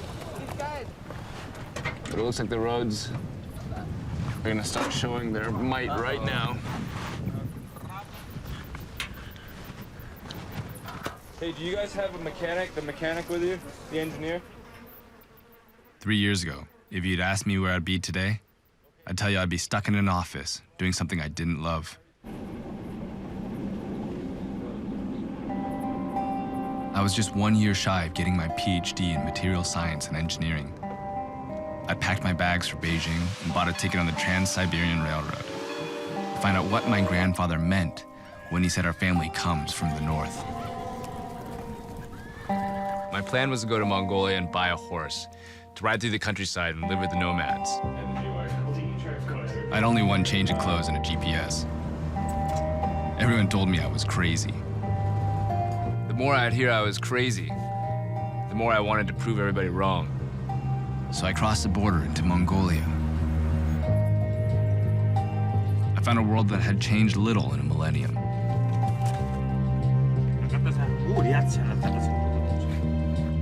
And at its core, Genghis Khan, a charismatic figure whose true history was as lost to the Western world as his tomb. Locked away somewhere in the ancestral homelands, a forbidden zone. I'm haunted by this mystery. I mean, it's a personal challenge that I've created for myself. Nobody knows exactly where his tomb is or how he died, but there's a lot of legends. One legend claims that a captured princess who was to be his concubine murdered him. Another legend claims that he died of typhus during a major military campaign, a secret known only by his innermost circle.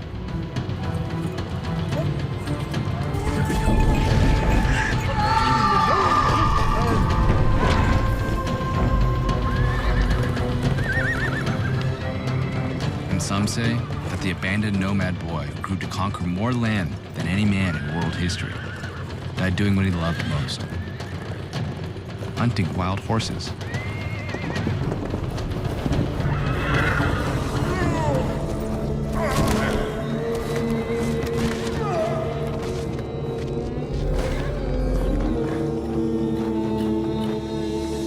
The accident proved fatal. A proud man, Genghis Khan refused medical care until the military campaign in the south was won.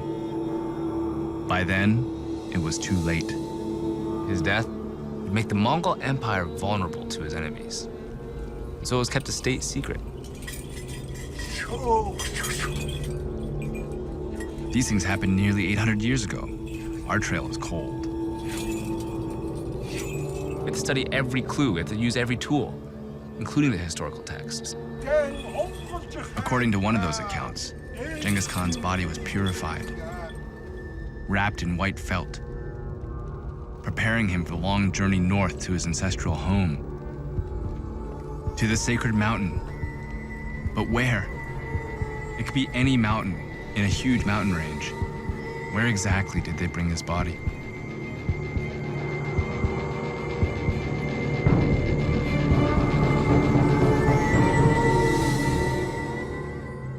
I mean, the odds would be against us, right? The Mongolian government, its people, they're fiercely protective of even the idea of Genghis Khan. No one is permitted to dig. There's even a legend that says the world would come to an end if a single stone of Genghis Khan's tomb is ever disturbed. There's gotta be a way. So here's my plan. What if you use satellite imagery to identify patterns on the Earth's surface that indicate that there's something man-made beneath the surface?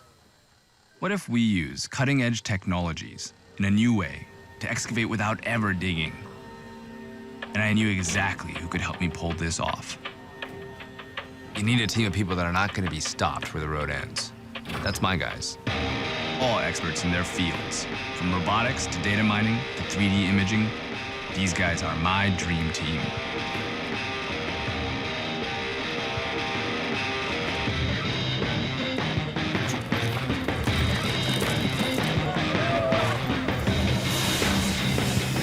And joining me are National Geographic's archaeology fellow, Dr. Fred Hebert, and Professor Tsokot Ochuren Ishtorch, one of the world's authorities on Mongolian history. What do you think? It's really stuck? It's really stuck. But even with my dream team on board, we're never gonna find the tomb of Genghis Khan if we can't get this truck out of the mud. This is supposed to be our bread and butter, our workhorse to get us through the hard parts, and with this thing in the mud, I don't know what we're gonna do.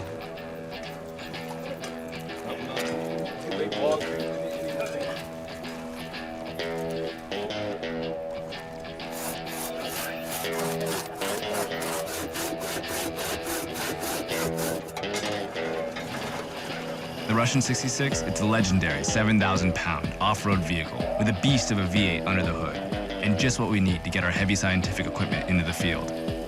They're old trucks, but the saying goes, you can fix a 66 with twine and duct tape.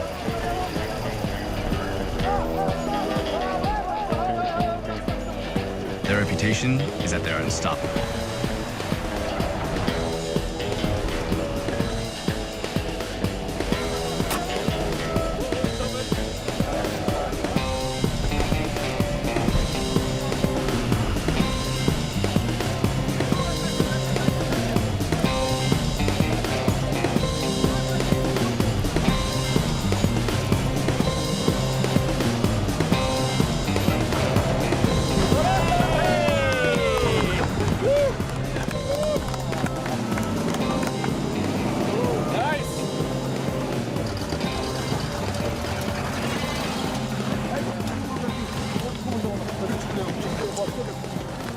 All right, we're back in business.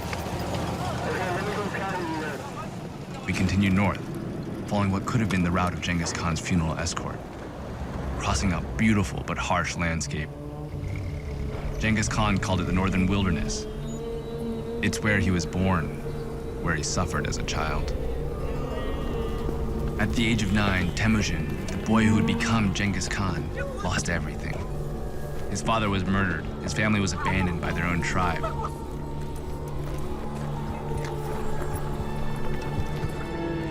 Temujin, his mother, and his young siblings were left to die on the brutal steppe. But they didn't die. They beat the odds and survived. And a fire was lit within this boy that would one day shape the fate of millions. We push on. 40 miles north of the capital, Ishtorch knows a campsite. We arrive on the eastern steppe. It took us 10 hours to get here, but there's no time to rest. This is actually part of this. Time to make a home.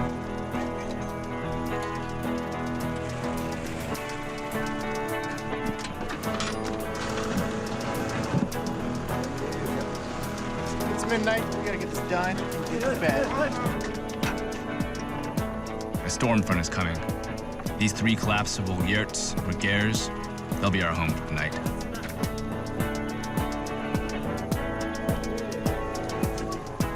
They're versatile structures, so simple yet totally warm and waterproof, totally packable, carried by nomads across the steppe for a millennium.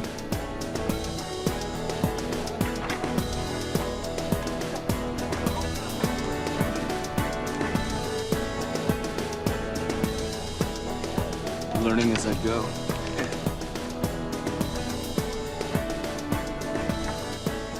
I've convinced a lot of people to trust in me. You know, to put their lives on hold, to invest money and time, but to also give me access to this sacred land. I can't let them down now. Lightning in the night sky, it feels like an omen. Good or bad, well, we'll find out tomorrow. We're getting closer to the Forbidden Zone. The sun rises at 4 a.m., but none of us came to Mongolia to catch up on our sleep. We are right now in a valley that is just to the south of the highly restricted area of northern Mongolia. It was once probably part of the Forbidden Zone that Genghis Khan had originally created. Nobody even knows which mountain we're looking for anymore because we know it by name, but nobody knows exactly which mountain that is. There were never any maps created around it. It's to that very mountain that Temujin, the young man who would become Genghis Khan, ran for his life, chased by an enemy tribe that had just kidnapped his wife, Bortha. He escaped and, according to legend, sought refuge on the Burkhan Khaldun.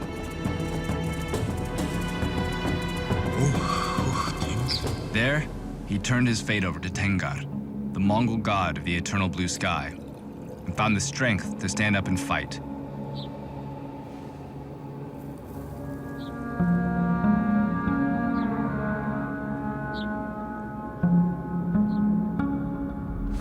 After 3 days on the mountain, he set out to get his wife back, to be proclaimed Genghis Khan, which means the universal ruler. An incredible transformation happened on the Burkhan Khaldun. And that's where we're heading, if we can find it. The Burkhan Khaldun, it's not just a mountain, it's a whole mountain range. It's more than 12,000 square kilometers. To begin to investigate that area, it would take more than 100 archaeologists all their lives just to begin to look. So we're asking the public to scan the entire area through the Human Computation Network and tell us where to go so we can find any possible trace of the Burkhan Khaldun. We're trying to get people around the world to help us find the tomb of Genghis Khan by creating what we call the Human Computation Network. We've uploaded 85,000 high-res images from the GOI-1, an advanced Earth imaging satellite, and shared them with the public through our website. Citizen scientists all over the world are scanning these images and tagging anything that looks out of the ordinary. We've got hundreds of thousands of eyeballs in the sky looking for ancient structures. This is the data that just came in today, huh? Mm-hmm. These are the most recent tags that have been uploaded onto the data pads. Hundreds of our citizen scientists tag this unusual rectangle shape on the satellite map. Straight lines are usually a good indicator that something's man-made. The GPS coordinates are then downloaded to us in the field. It turns out the site is less than 2 miles from our camp. Could it be the tomb of Genghis Khan? We're gonna go check it out.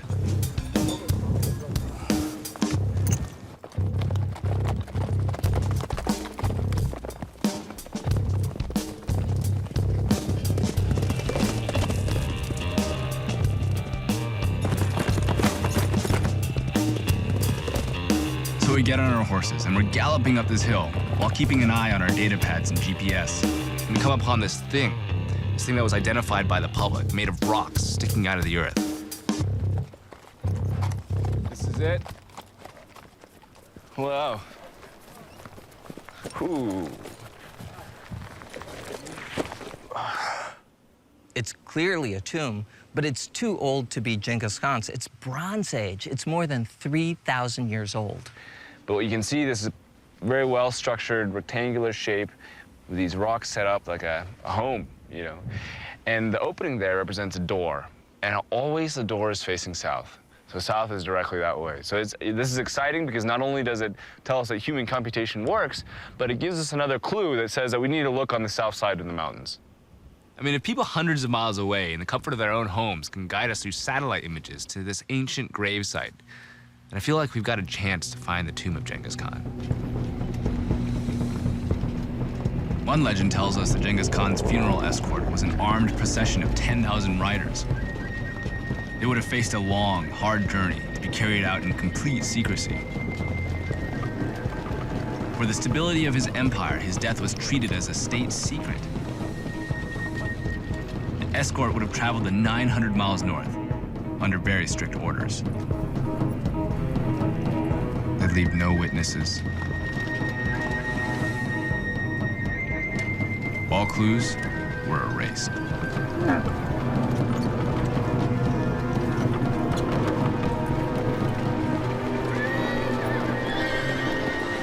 Anyone unlucky enough to see the procession didn't live to tell. It's as though Genghis Khan's death never happened. But we're looking with a new set of eyes. And our citizen scientists have tagged some more sites in the area. What about on that hillside over there? We need to follow these leads.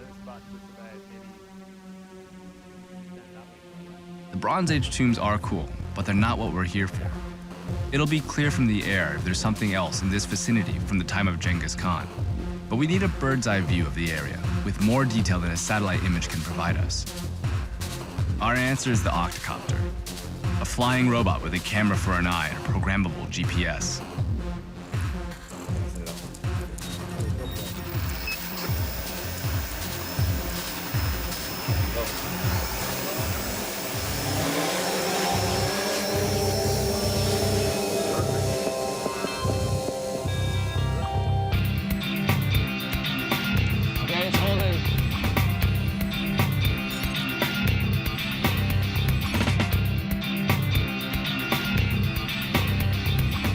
There's something unexpected.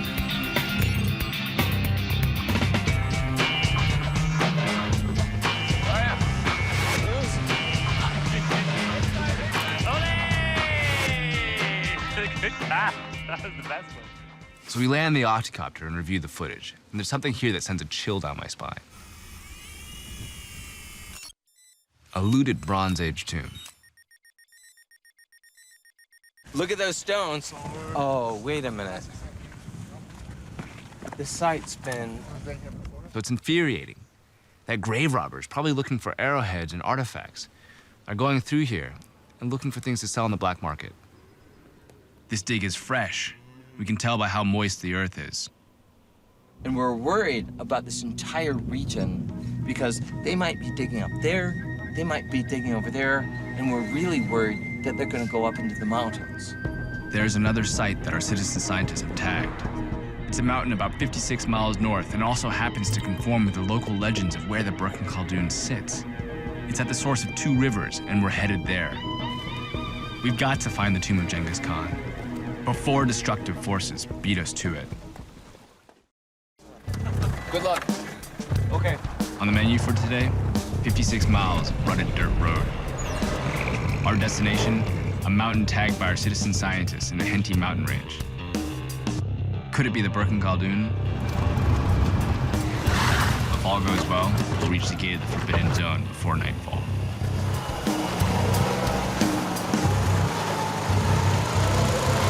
No problem. Woo! 3 hours later, we arrive. I'd pictured armed guards and barbed wire, but in reality, the gate to the Forbidden Zone is as much a political symbol as a physical barrier. Still, we need permission from the local authority, so we wait. But once through, we'll be on the doorsteps of Genghis Khan's sacred domain. 7,500 square miles, encompassing the mountains, the eternal blue sky, and everything in between. Once we cross this region, we are stepping into a land that is so spiritually significant for the Mongolians and for the rest of the world to know about, because it is actually a place where Genghis Khan had said nobody could go outside of the royal family for 800 years. It's speculated that Genghis Khan restricted access to this region because it contained the Burkhan Khaldun, the sacred mountain, his future burial site, so full of power that he feared others might misuse it. For Genghis Khan, it was the key to his rule.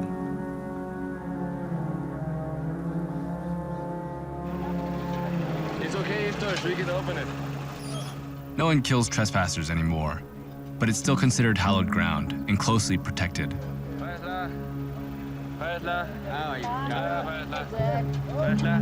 We're allowed to enter.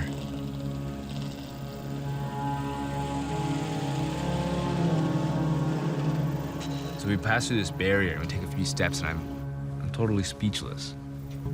This place that I have read about from ancient texts, from iconic figures like Rashid al-Din from the 13th century, or Marco Polo, or explorers from the 19th century, talking about this forbidden precinct, this Yigi Kurik. With a few steps, I'm finally on the inside. If we do this fast, it should be done in 2 hours. Inside the gate, beneath the endless blue sky, we make camp for the night in a sacred place that few have ever been. I hope we're on the right trail. We know the Burkhan Khaldun was sacred to Genghis Khan, but how do we know that he was buried there? There's a clue from a 13th century Persian scholar, Rashid al-Din, who wrote that one day while out hunting on the sacred mountain, Genghis Khan saw a solitary tree. The sight of the tree pleased him, and he sat for an hour under it, giving his orders. This place is suitable for my burial.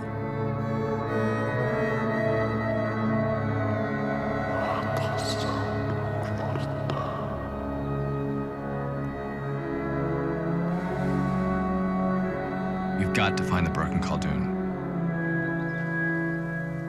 It's morning. Time to load up again. Iron stoves, a freezer, goats, rugs, army cots, gears. It takes hours every time we break camp. Cars and horses start the slog, 25 miles due east. According to our GPS, this will lead us to the foot of the mountain that might be the Burkhan Khaldun. But trouble awaits us.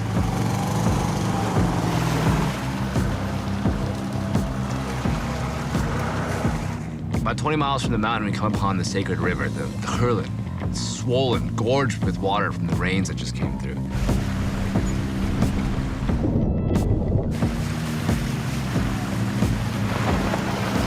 And I'm thinking to myself, maybe the larger truck, the 66, can make it. The horses probably, but the smaller trucks that are carrying all of our electronics, our geophysics, there's no way. But we've got to try. We have a cable attached to the Russian minibus. And we're gonna pull it across the water over. How you feeling over there? You nervous? Man, this is kind of gnarly. It's got whiplash.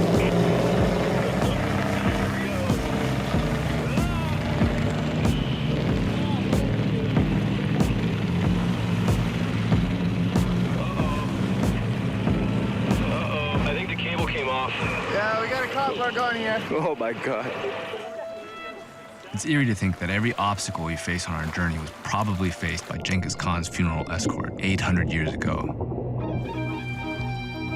When the horse cart bearing his body got stuck, the shaman implored Genghis Khan's spirit to push on.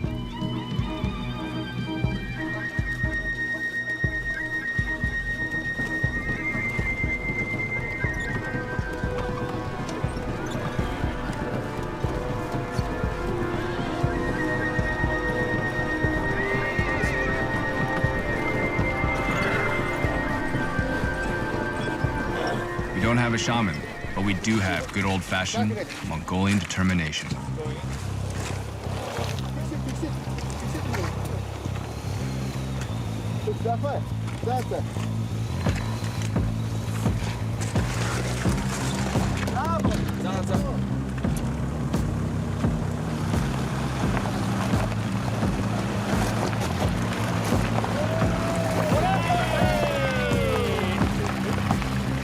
And we're on our way.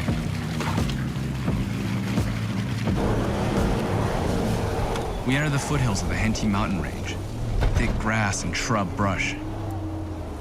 If we're on the right path, this is the same ground the funeral escort would have traveled.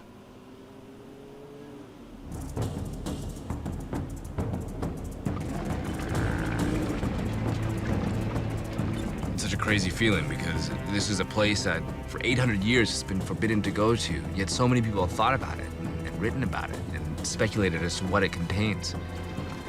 It's such an honor to be here.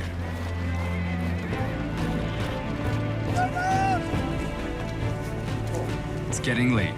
By our GPS, we've got at least 2 hours before we reach the base of the mountain tagged by our citizen scientists. We do not want to be stuck out here for the night. Trucks don't fail us now.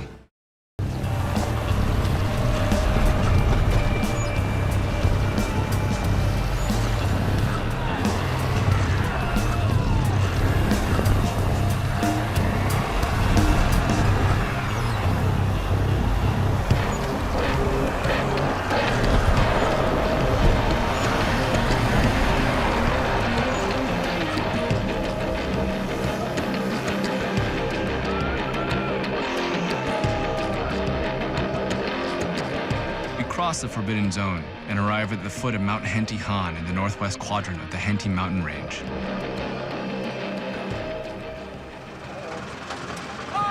Hey, welcome! Hey, hi. Good job.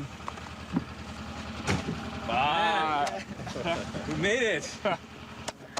Awesome! We know from the secret history of the Mongols, a chronicle written 2 decades after Genghis Khan's death, that the Burkhan Khaldun sits at the mouth of 2 rivers. There's 2 rivers here. That's a promising sign. Other expeditions have followed the same clue and come up empty-handed. But we've got something they didn't. Geophysics. Okay. We plan to scan every inch of this mountain. If there's any evidence of a tomb, we will find it. It's been a long haul. Everybody's destroyed today after yesterday's, what, I don't know, like 18-hour slog. We set up base camp at the foot of the mountain. Tomorrow we'll begin the climb. But today, we rest.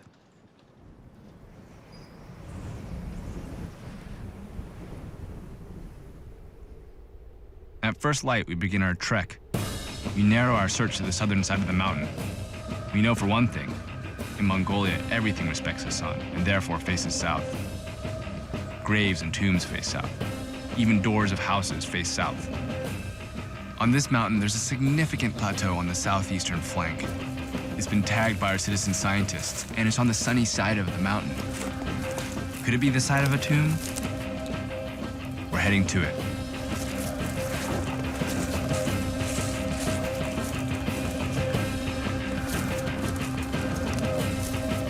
We're all going up this side of this mountain. We're scrambling, not stopping. Just climbing up this mountain. And we come up into this dense pine grove and a little flattening out plateau. And at that flattened out plateau stands in front of us this huge shrine of blue prayer flags. It's called an ovu. It's eerie how spiritual you feel in front of this thing. The ovu is a clue. It means that people have come here, to this remote location, to make offerings. So the idea is that if this is a modern shrine, maybe it's built on a place that's been holy for a long time. This site demands a closer look and a name, Archaeological Site 1, or ArcSite 1 for short. We find charred bits of wood. Are they from a forest fire or burnt timbers from a building? We've got pottery tiles sitting right on the forest floor. Every winter, it freezes and the ground pushes things up, water, anything. These tiles have been pushed up and they're actually sitting on the forest floor. Like cops working a crime scene, we'll tag everything significant. A single tile isn't enough.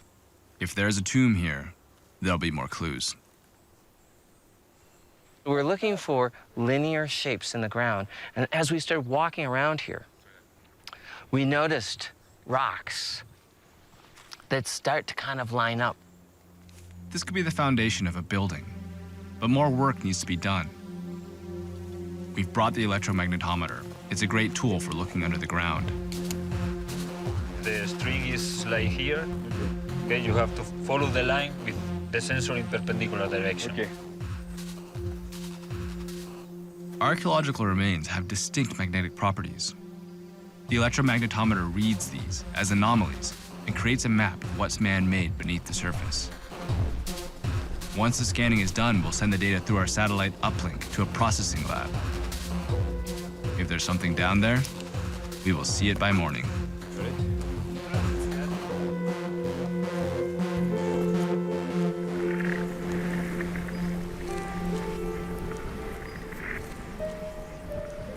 Morning at the foot of the sacred mountain, and there's a surprise from yesterday's scan. Oh man, we found something. We know it's big. We just received this data, and we are seeing here a 2D map of the EM survey we made yesterday. So the blue on the scan is soft, and it's like grass and moss or roots, whereas the red's really exciting for us because above the bedrock, anything that would be there would be man-made. It would be anomalous, like a wall or a tomb chamber. It's really exciting to look at these scans. That's really sweet. This is very nice. That's very nice. That's very nice. That wall is that. I think so. Yeah. Yeah. And Alex. that is that. The data confirms Fred's hypothesis. The stones we found are forming a straight line, and those lines, I mean, they gotta be walls. Plus, the structure's even bigger than we originally thought. So we're gonna go back and do a much larger scan because I think that we've just, we've realized that maybe what we stumbled across is bigger than what we thought it was originally. Make sure you prioritize, number one is to make sure that we get the data we need and do anything to make that happen. So go for it, go. So we break into two teams. Alex Novo and his team expand the search grid at ArcSite 1. Team 2 comes with me and Ishtorch to explore the Sea of Graves, a strange rock formation that past explorers have flagged as the possible ruins of an imperial burial site. With our geophysical tools, we can settle the speculation once and for all. It takes a few hours to ride and hike up the mountain.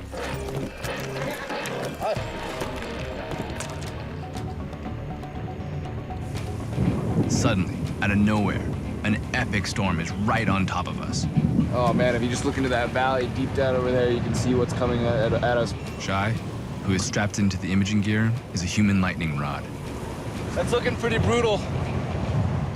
Come on, Shai, we gotta go. Maybe something bigger than all of us doesn't want us to find this tomb. Off the mountain right now. What's up, dude? You guys better pack up and wrap up. It's really, really dumping now. Right on the other ridge. It's gonna come at us right now. No time to complete the scan. We pack up and get off the highest point of the mountain, fast. This is Ridge to ArcSite 1. You got some serious weather coming your way. We're heading down right now. The storm is freaky. I've never seen a front move like that. We made it back to camp, shaken, but in one piece. Hey, friends. How'd you guys do? Wow, we got blown off of that ridge. I'm worried a little bit. You know, the toll of the field is taking itself on the crew in general. I mean, everybody's tired. The storm passes over us, and in the morning, the weather is improved.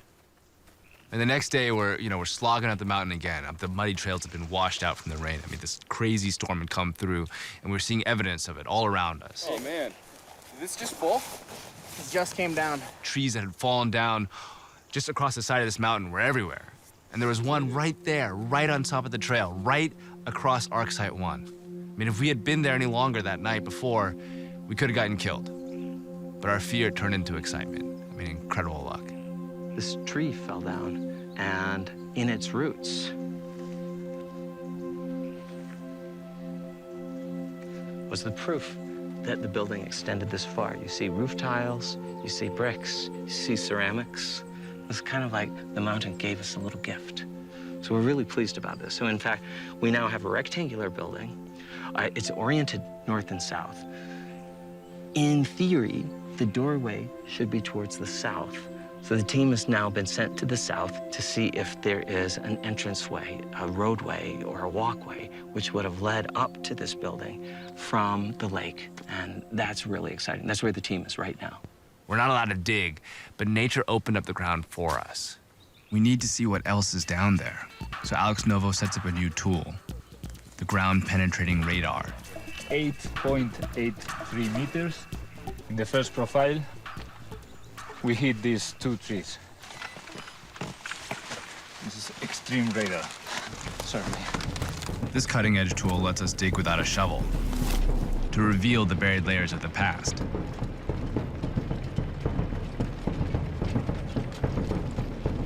For the funeral escort carrying Genghis Khan's body north, the difficult journey must have taken months.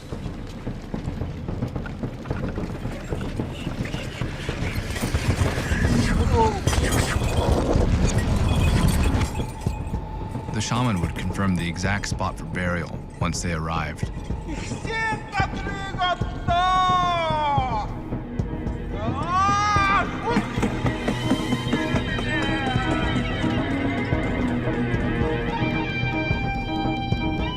According to legend, it was the same site of the lone tree that Genghis Khan sat beneath while out hunting.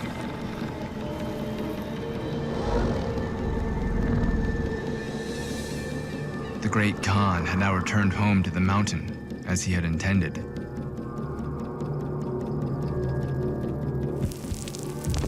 You know, the reason we don't know where Genghis Khan is buried is not by accident. He chose to hide his burial location. Legend says, once buried, 800 horsemen trampled Genghis Khan's grave.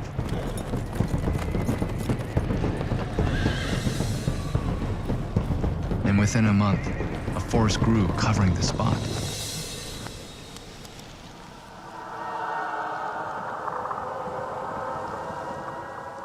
As if the trees were conspiring to keep his death a secret.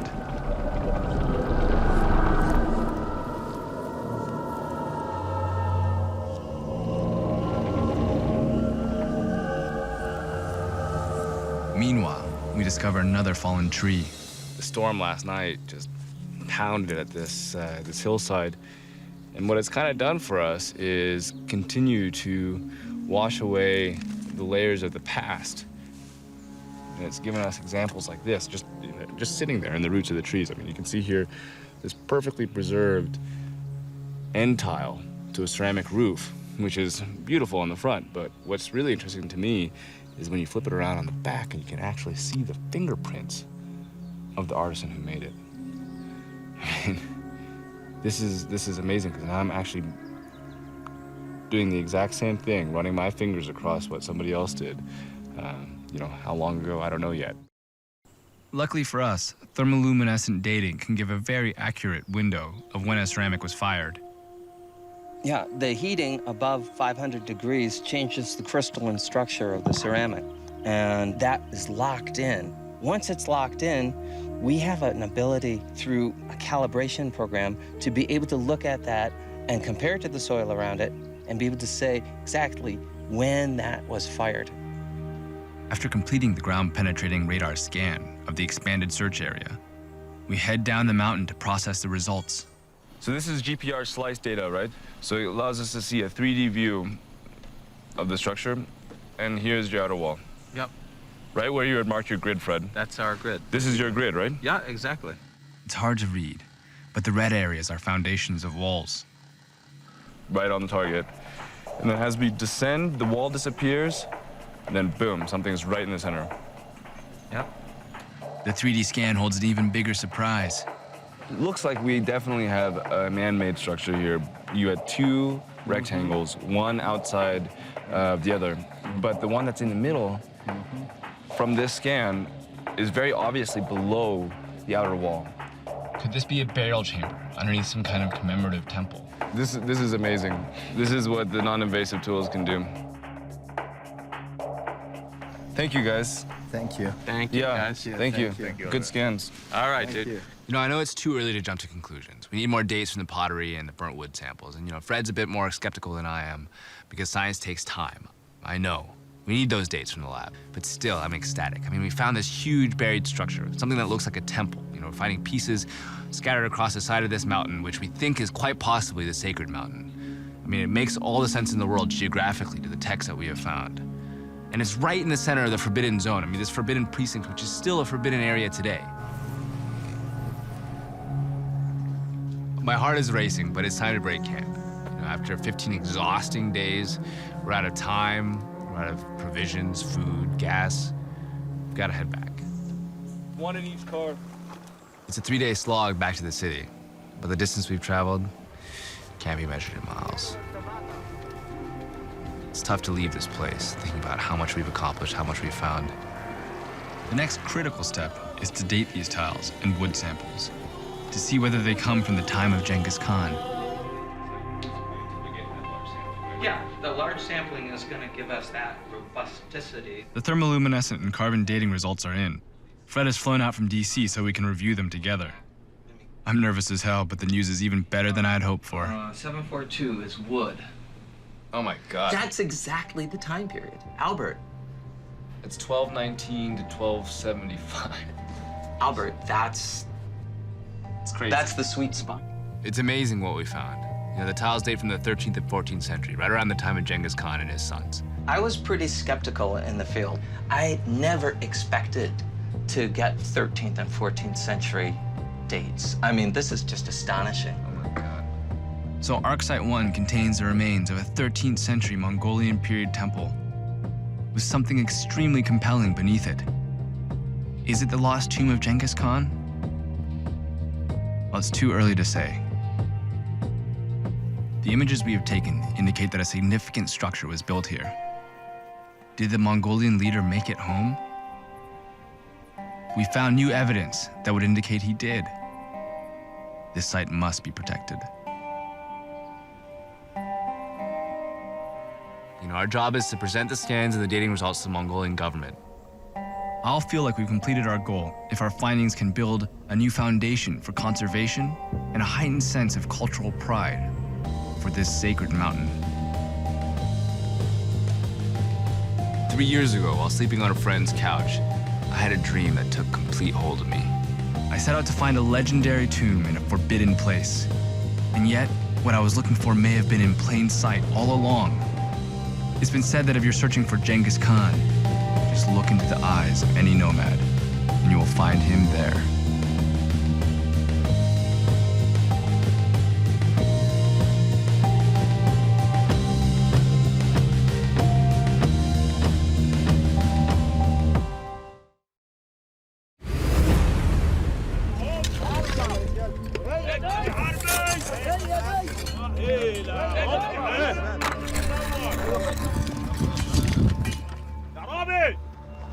Oh, wow. It's inscripted stone. In the shadow of the pyramids, archaeologists make an extraordinary discovery. This oval shape, this is the name of the king, Kha'ifra, the owner of the second pyramid. They unearth a stone inscribed with a cartouche, an ancient symbol of the pharaoh. Kha'ifra. This is the most important hieroglyphic sign, and it's dating back to 2600 BC. The pharaoh Khafra built the second pyramid of Giza. Could this astonishing discovery of a 4,500-year-old stone bearing the pharaoh's name help to answer one of Egypt's greatest unsolved mysteries?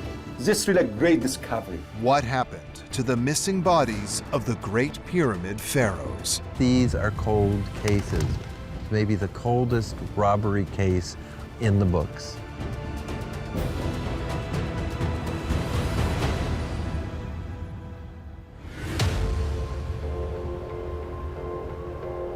The ancient pyramids of Giza tower above the urban sprawl of modern Cairo.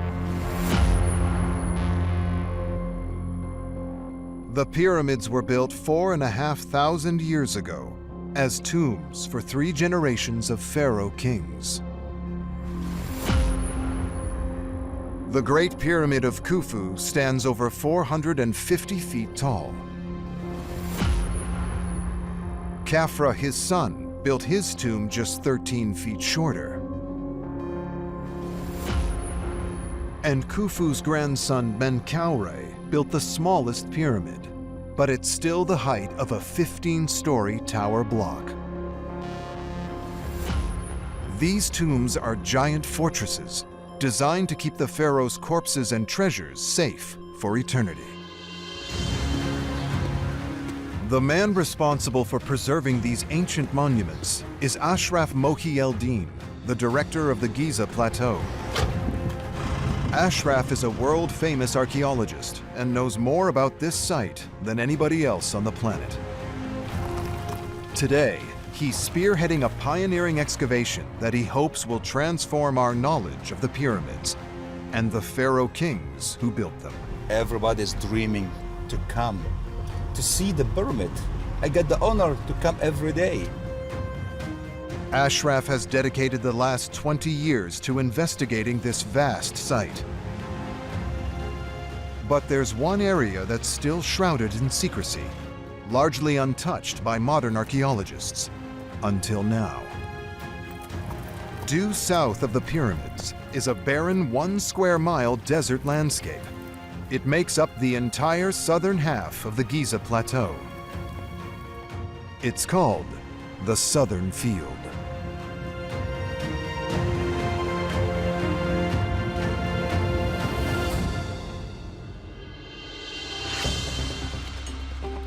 Ashraf assembles a team of over 60 workers to undertake a vast excavation beneath this uncharted patch of desert.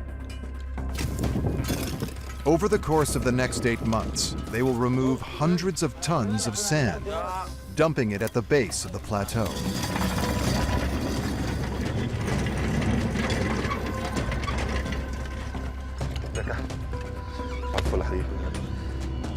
يا شباب هناخد معانا كده.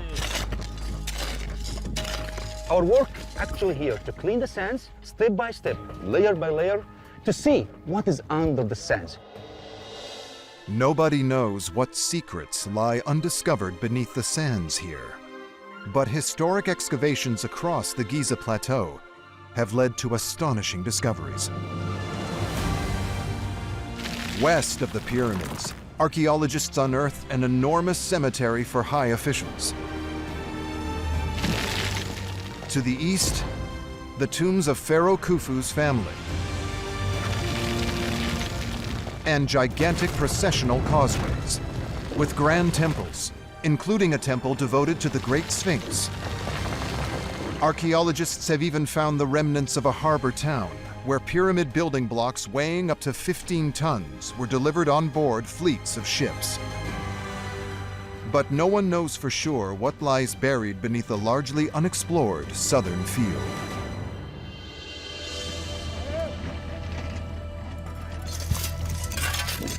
As Ashraf's team shift the sands,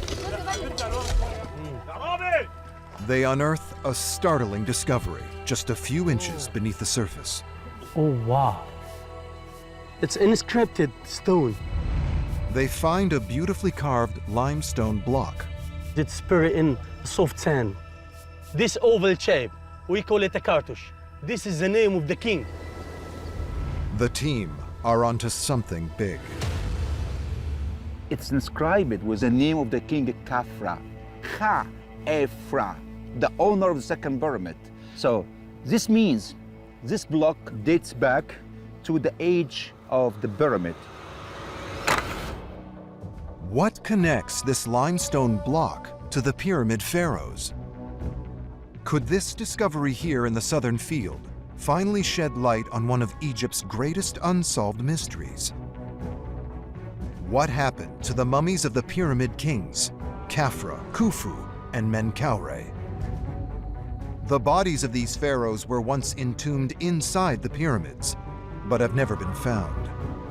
It's a place to have his mummy and his treasures, so it should be well secured, well protected.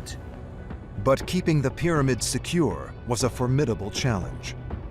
We know from both archaeological and textual sources that tomb robbery was always a problem in ancient Egypt. The monuments failed. The first explorers to enter Khufu's pyramid in the 9th century find the burial chamber empty.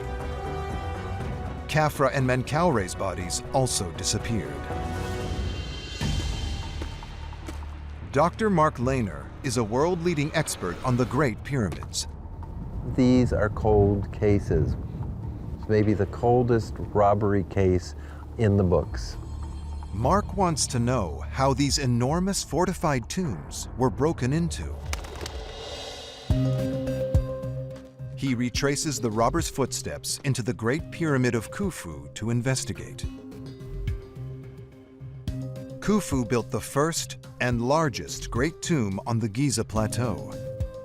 It's the only surviving wonder of the ancient world. Here, they built the most perfect, largest pyramid of all time, and they never equaled it afterwards. It's thought 20 to 30,000 people labored for 2 decades to complete this incredible monument, using enormous ramps to stack up 2.3 million stone blocks. They did it with such an exactitude that the base is off level only by an inch around the entire perimeter. This wasn't just a burial tomb.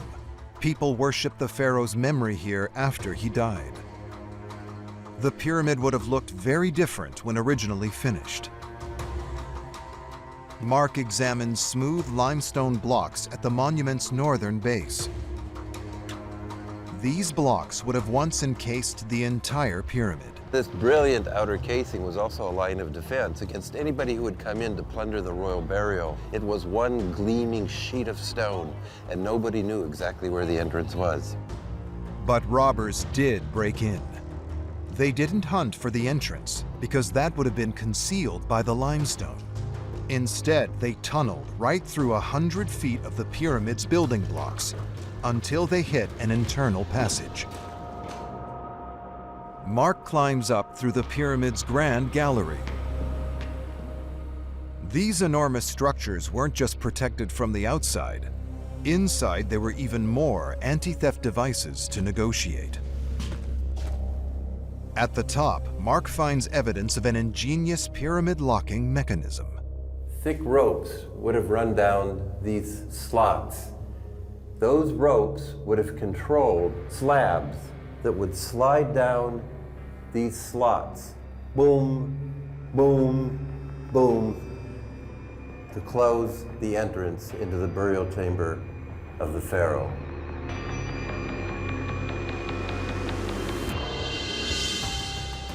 Mark believes that when it was time to lock the pharaoh's body in his tomb, workers used a complex network of ropes to drop enormous granite slabs, sealing the burial chamber. The ancient Egyptians then released 3 even bigger blocks that slid down the ascending passage before slamming into the end of the tunnel, totally blocking it off. Finally, they concealed the pyramid's doorway under a seamless layer of limestone, making it impossible to tell where the entrance lay. Ancient engineers thought they'd built the perfect pyramid protection mechanism. They were wrong. The anti-theft measures didn't work. The chamber has been empty since recorded history. We don't know who carried out this crime, but Mark has a theory about when the robberies took place. It's my sense that it was done maybe very soon after the pyramid was complete, because those who made the forced tunnel seem to have known how to turn it just to connect with the ascending passage, which is the way up to the king's chamber. We know from the breathtaking discovery of Tutankhamun's golden treasures that pharaohs were buried with great riches for use in the afterlife. So the pyramid pharaoh's burial chambers would have been rich pickings. But the pharaoh's mummies had no intrinsic value, and the ancient tomb robbers would likely have feared these sacred remains. Ancient Egyptians believed the key to eternal life was to preserve the bodies of the dead. So when thieves ransacked the tombs, they would grab all the treasures buried with the pharaoh. They even opened the coffins to pluck gems and amulets from the mummies.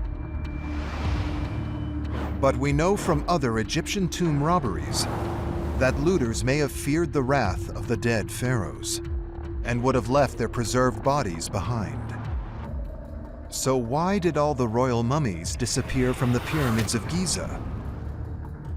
And where are they now?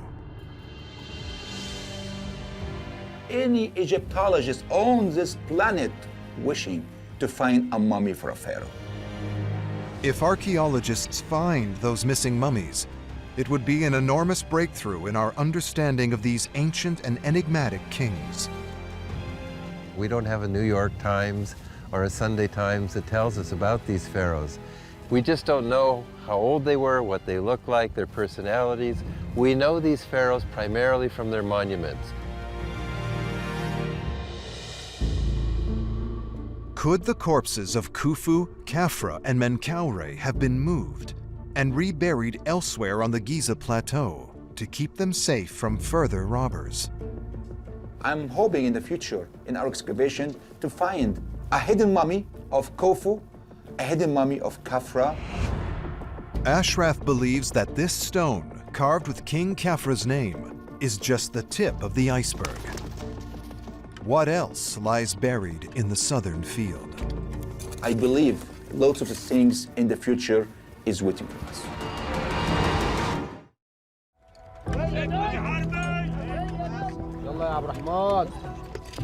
Ashraf's team is now 8 weeks into their pioneering 35-week excavation of the southern field. The more sand they remove, the more extraordinary discoveries they make. Unearthing ancient clay pottery. They got lots of jars. They put beer, honey, milk, wine, even cheese to be reused in afterlife. And huge mud brick structures Ashraf believes are the walls of long-buried tombs. It extends from here to over there. You see my colleague over there? And where there are tombs, there are bodies.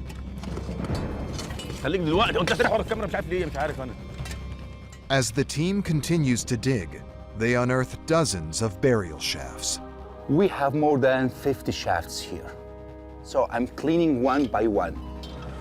It's now clear that this unexplored patch of the Giza Plateau was once an important necropolis, a vast cemetery dating back some 4,500 years. Who was buried here? Many of the shafts are either empty or unfinished, but some still contain remnants of burials. This burial chamber, maybe 3 meters inside, 7 burials. One particular shaft astounds them. Wow! This shaft leads to an interconnected network of underground chambers. I think there's many chambers to explore. It's an extraordinary discovery. This mysterious network of chambers is a mass grave. Loads of remains of mummies, skeletons, bones, and skulls. This is one of the bandages which was used to wrap the body. Could these tombs contain the missing bodies of the pyramid pharaohs? Some skeletons are ruled out because of their size. Oh my God, it's a burial for a baby. I'm working more than 20 years now as an archaeologist. This is for the first time for me to discover a burial for a baby. And there is a beautiful mosque. In one hidden corner of the tomb network. Wow! Wow, wow, wow, wow. Ashraf makes another spectacular discovery. A mosque with a golden sheets. Wow! A golden finger! I can see the nail. Oh my gosh! He still has a hair. A skull with the hair. The whole coffin was covered with sheets of gold. These golden shards once formed part of an ornately gilded coffin. I believe he got a high rank to have these golden sheets on his coffin. Such liberal application of gold would have been reserved only for the wealthy elite and high-status Egyptians. And to find an elaborate burial amongst the scattered remains is a surprise for the team. They must now analyze the body to investigate who was buried inside this golden coffin. Could these even be the remains of a great pyramid pharaoh? Astonishingly, this wouldn't be the first pharaoh's body to be found in a humble mass tomb. Dr. Colleen Darnell has devoted her career to studying Egyptian beliefs about death. She investigates a spectacular collection of mummies that could shed light on why the bodies of the pyramid pharaohs weren't found inside their enormous tombs.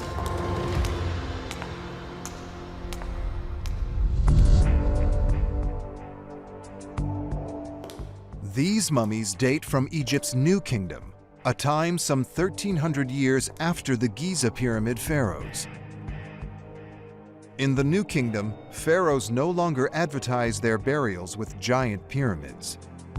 Instead, they conceal their tombs, carving them deep underground in the Valley of the Kings. It was in this valley that the New Kingdom pharaoh Tutankhamun and his golden treasures were found. But the final resting place of these pharaohs' mummies wasn't so final. This is the mummy of Ramses III. You might think that he was found in his tomb in the Valley of the Kings. But over 100 years after he died, his burial was removed and his mummy was rewrapped to be interred in an unmarked tomb. Inscriptions on the linen wrappings allowed archaeologists to identify the body of Ramses III. And he wasn't the only pharaoh to be removed from his tomb and reburied. Thutmose II, believed by some to be the pharaoh from the Bible's Exodus, was buried with him. So was Seqenen-Ra-Ta, a king whose mummy suggests he came to a gruesome end in battle. There were many more pharaohs in that unmarked tomb, spanning some 4.5 centuries of Egyptian history.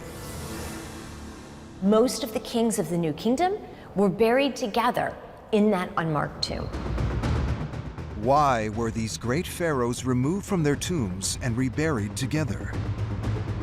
And could the same fate have befallen the pyramid pharaohs, Khufu, Khafra, and Menkaure? Dr. Colleen Darnell hunts for clues to solve the mystery of why dozens of pharaohs were removed from their original tombs and reburied in an unmarked grave. Could this ancient papyrus hold the answer? One of the more remarkable documents to survive from ancient Egypt is a transcript of the confessions of a tomb robber. The papyrus was long ago torn down the middle. The two halves now live in different museums. But by bringing the pieces together, Colleen can decode the ancient confessions of a New Kingdom tomb robber named Amenhotep, who broke into the tomb of a pharaoh named Sobekemsaf II. We took our copper tools and we broke into its very inner chamber. And we know that they're going through the mummies themselves because they talk about a piece of gold jewelry at the neck of the king. Amenhotep admits to digging a tunnel into the tomb of the pharaoh. Once inside, he took as much gold as he could carry. But he was caught. For his crimes, a brutal punishment, sentenced to death by impalement. This tomb robbery and others like it alarms New Kingdom authorities. Their pharaoh's mummies, so sacred to the ancient Egyptians, aren't safe. The authorities take action. In order to safeguard the royal mummies, they were moved, rewrapped, and buried together in an unmarked tomb. We know that the plan worked. By moving them from the Valley of the Kings to an unmarked tomb, they survived for thousands of years. If all of these kings were moved to an unmarked tomb, Could the same fate have befallen the Great Pyramid pharaohs, Khufu, Khafra, and Menkaure? Could their bodies have been moved and buried in an unmarked grave? And could those graves lie here in the southern field?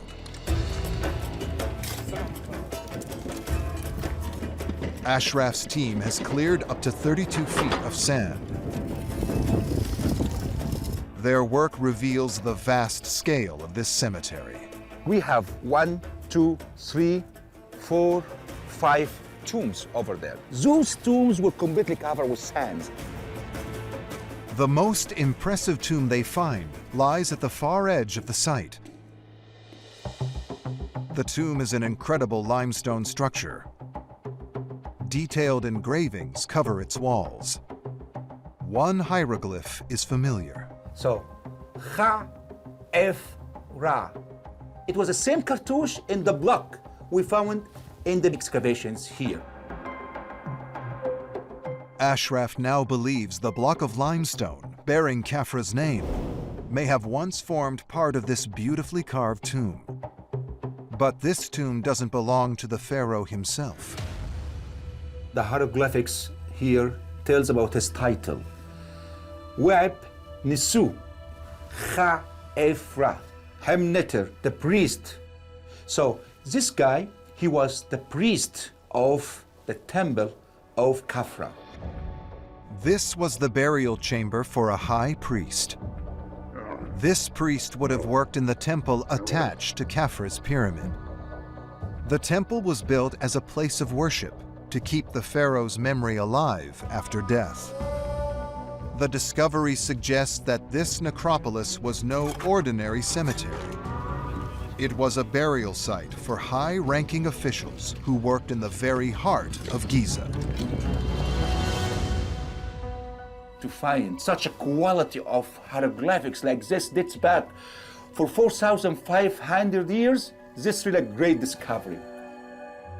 Further study of this tomb could not only shine a light on the life of Khafra, the Great Pyramid King, but also those who worshipped him. 11 weeks into the dig, further excavations reveal another strange shaft. This shaft is carved almost 10 feet deep into the rock. Those blocks, they are covering the entrance of the burial chamber. It means it's intact. Ashraf sends site inspector Ahmed Ez down to help clear the blocks. They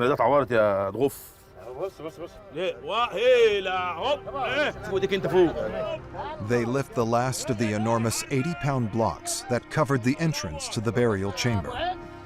Nearby Ahmed, I can see there's something there. Maybe there's something from wood. I'm not sure yet. It's a coffin!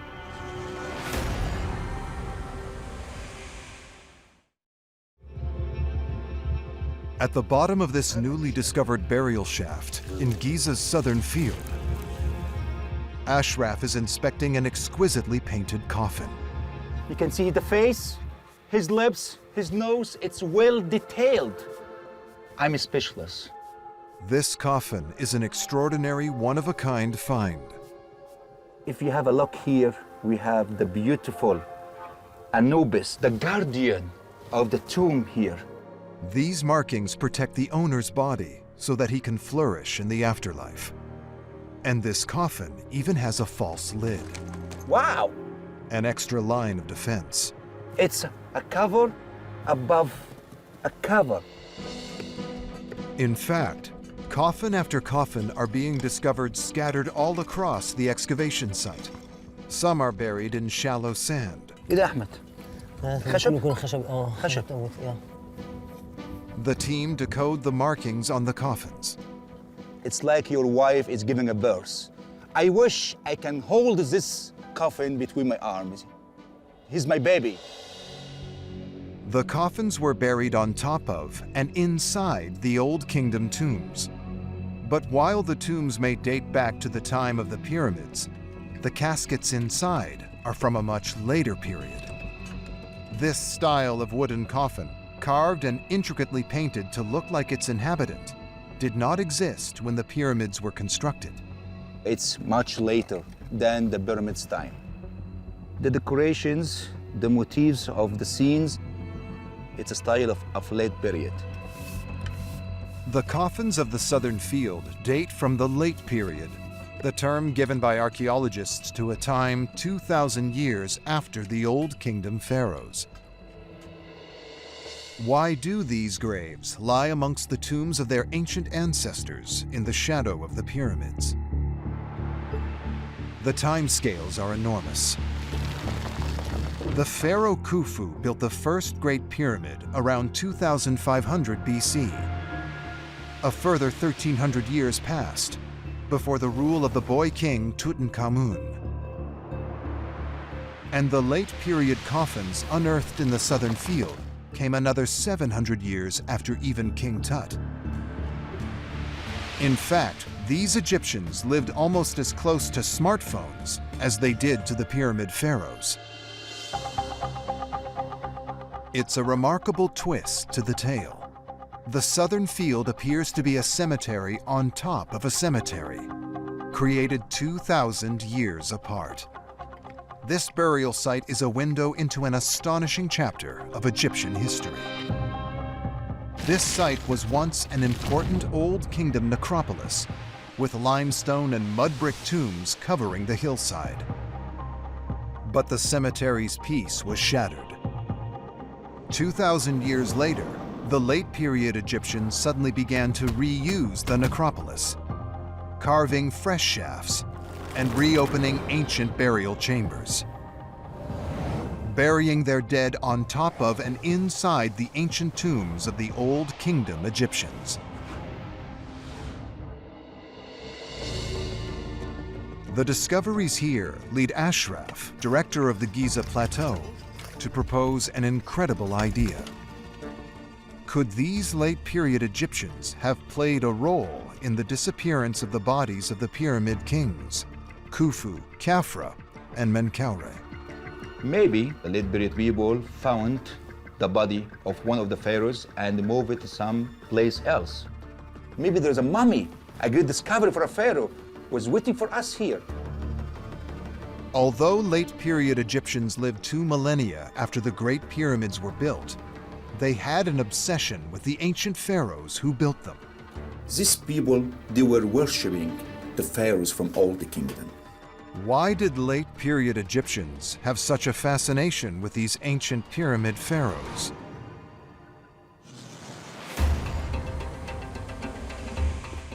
Dr. Colleen Darnell is a world expert in decoding ancient texts. She believes the walls of a lesser-known pyramid 9 miles south of Giza, in Saqqara, could reveal the reason late-period Egyptians idolized the pyramid pharaohs, and may even have sought to protect and preserve their royal mummies.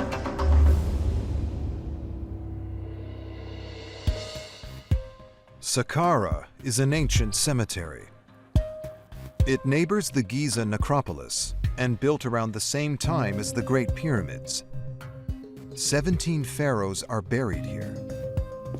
Colleen investigates the Pyramid of Unas. It was built by King Unas, who lived just 100 years after the Giza Pyramid pharaohs. The exterior of the Pyramid of Unas is pretty eroded, but on the inside, it's remarkably well preserved. The interior of Unas's pyramid is covered with mystical symbols.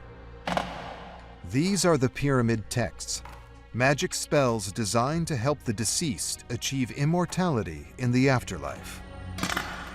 These spells also reveal why late-period Egyptians may have gone hunting for the bodies of Giza's pyramid kings.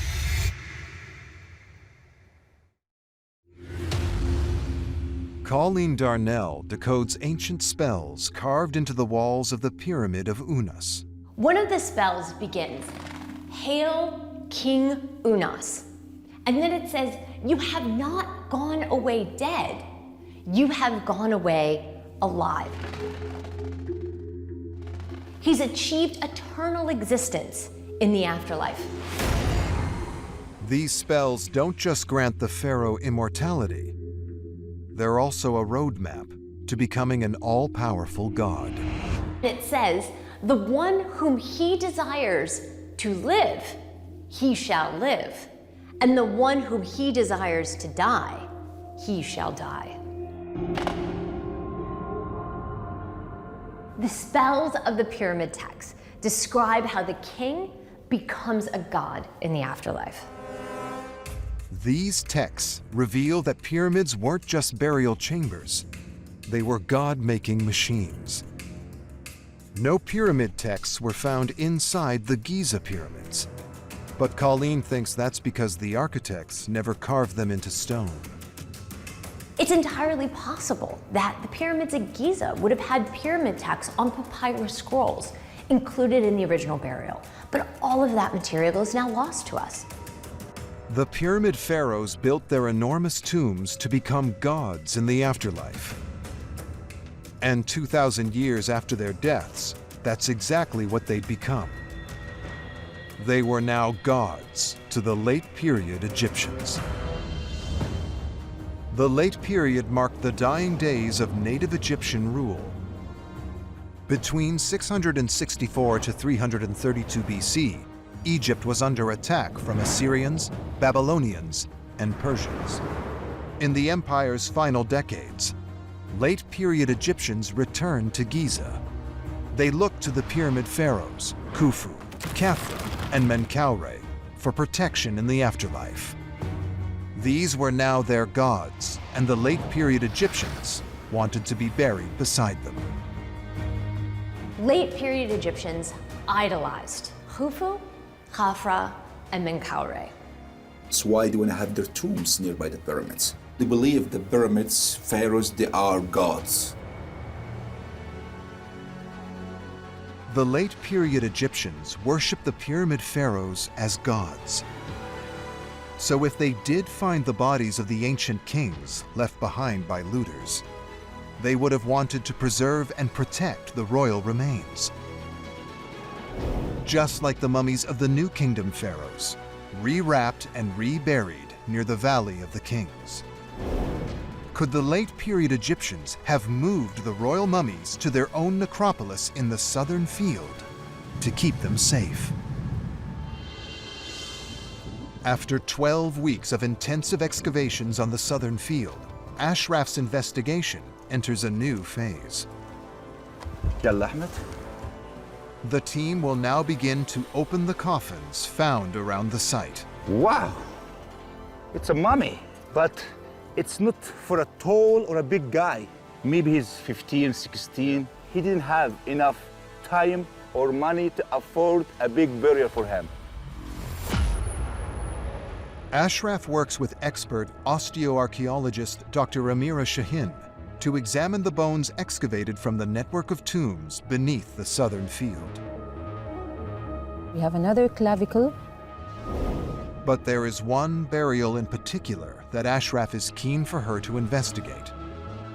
Can Amira's analysis finally reveal who is buried in the golden coffin? Will the body reveal evidence of their status and a reason for their elaborate burial?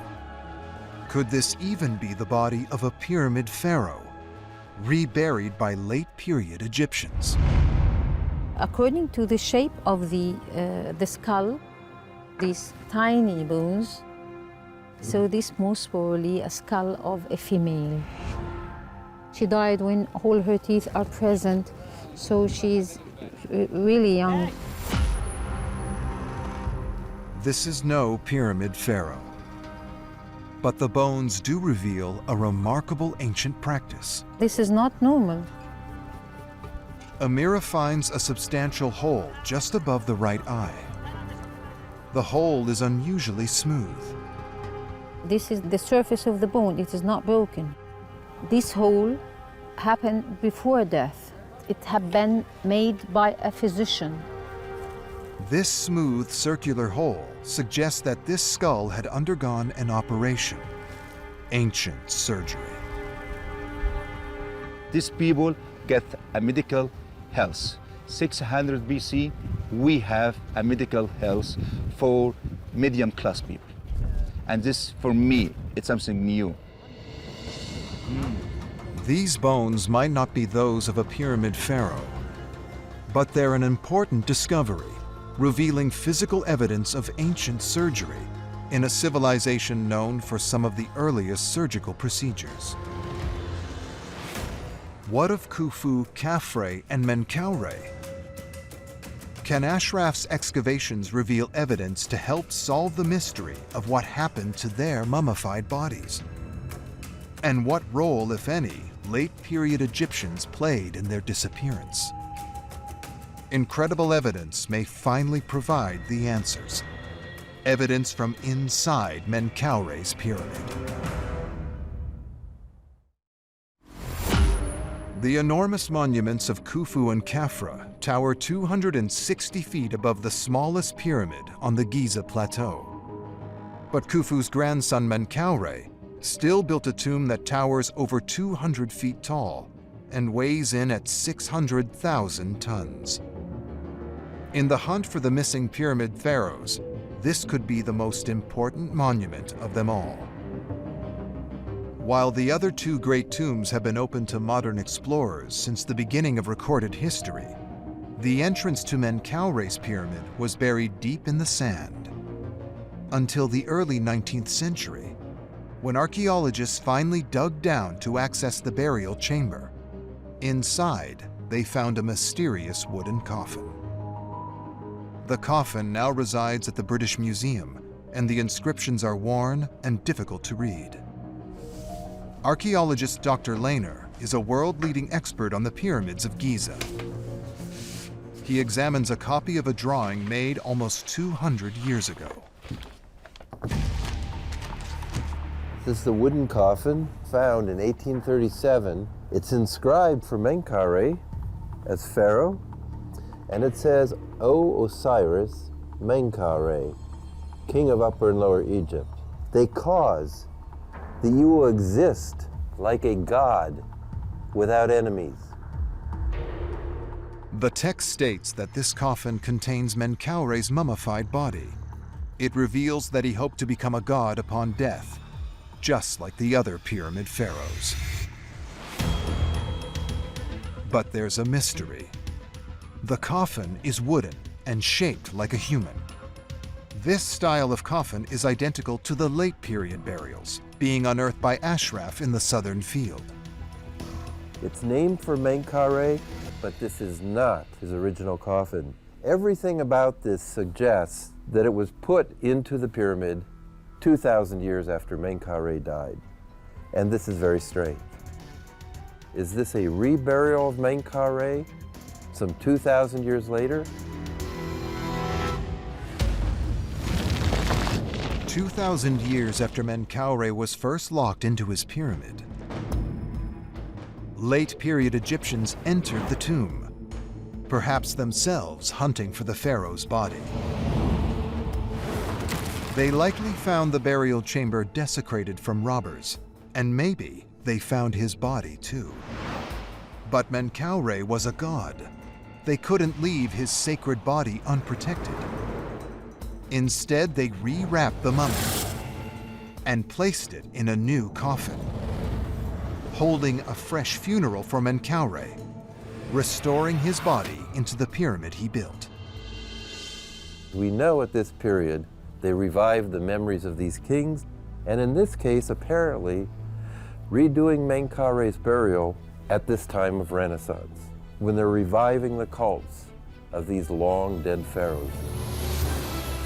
Menkaure's body wasn't found inside the casket, but the coffin itself is evidence that a pyramid pharaoh was moved by these late-period Egyptians and restored into his ancient tomb. A god reburied 2,000 years after he died. Could the same fate have befallen the other pyramid pharaohs, Khufu and Khafre? There's one way to get answers: find the missing bodies. We now know that the vast southern field was an important burial site for these late-period Egyptians. And Menkaure's coffin is evidence that late-period Egyptians did indeed go looking for the ancient pyramid pharaohs to protect and preserve their mummies. This huge expanse of desert may offer up a pyramid pharaoh yet. I will not stop digging here because every day I got more excited to find more things, more finds, more discoveries. Months of intense digging has unearthed a treasure trove of unique discoveries. From the beautifully carved tomb of a high priest who worked in the shadow of the pyramids, to the shattered golden coffin of a mysterious young woman, the recipient of ancient surgery. And they've found countless other artifacts that reveal extraordinary details about the lives of those who built Egypt's great pyramids and the people who worship them. Since I was a child, I was dreaming to be excavator, to find new discoveries. And I think I'm making my dream come true by being here in this site. The hunt for the pyramid pharaohs, Khufu, Khafra, and Menkaure, will continue. Maybe in the future, we will find their mummies hidden somewhere around the pyramid, maybe not. But it's gonna be fun to keep looking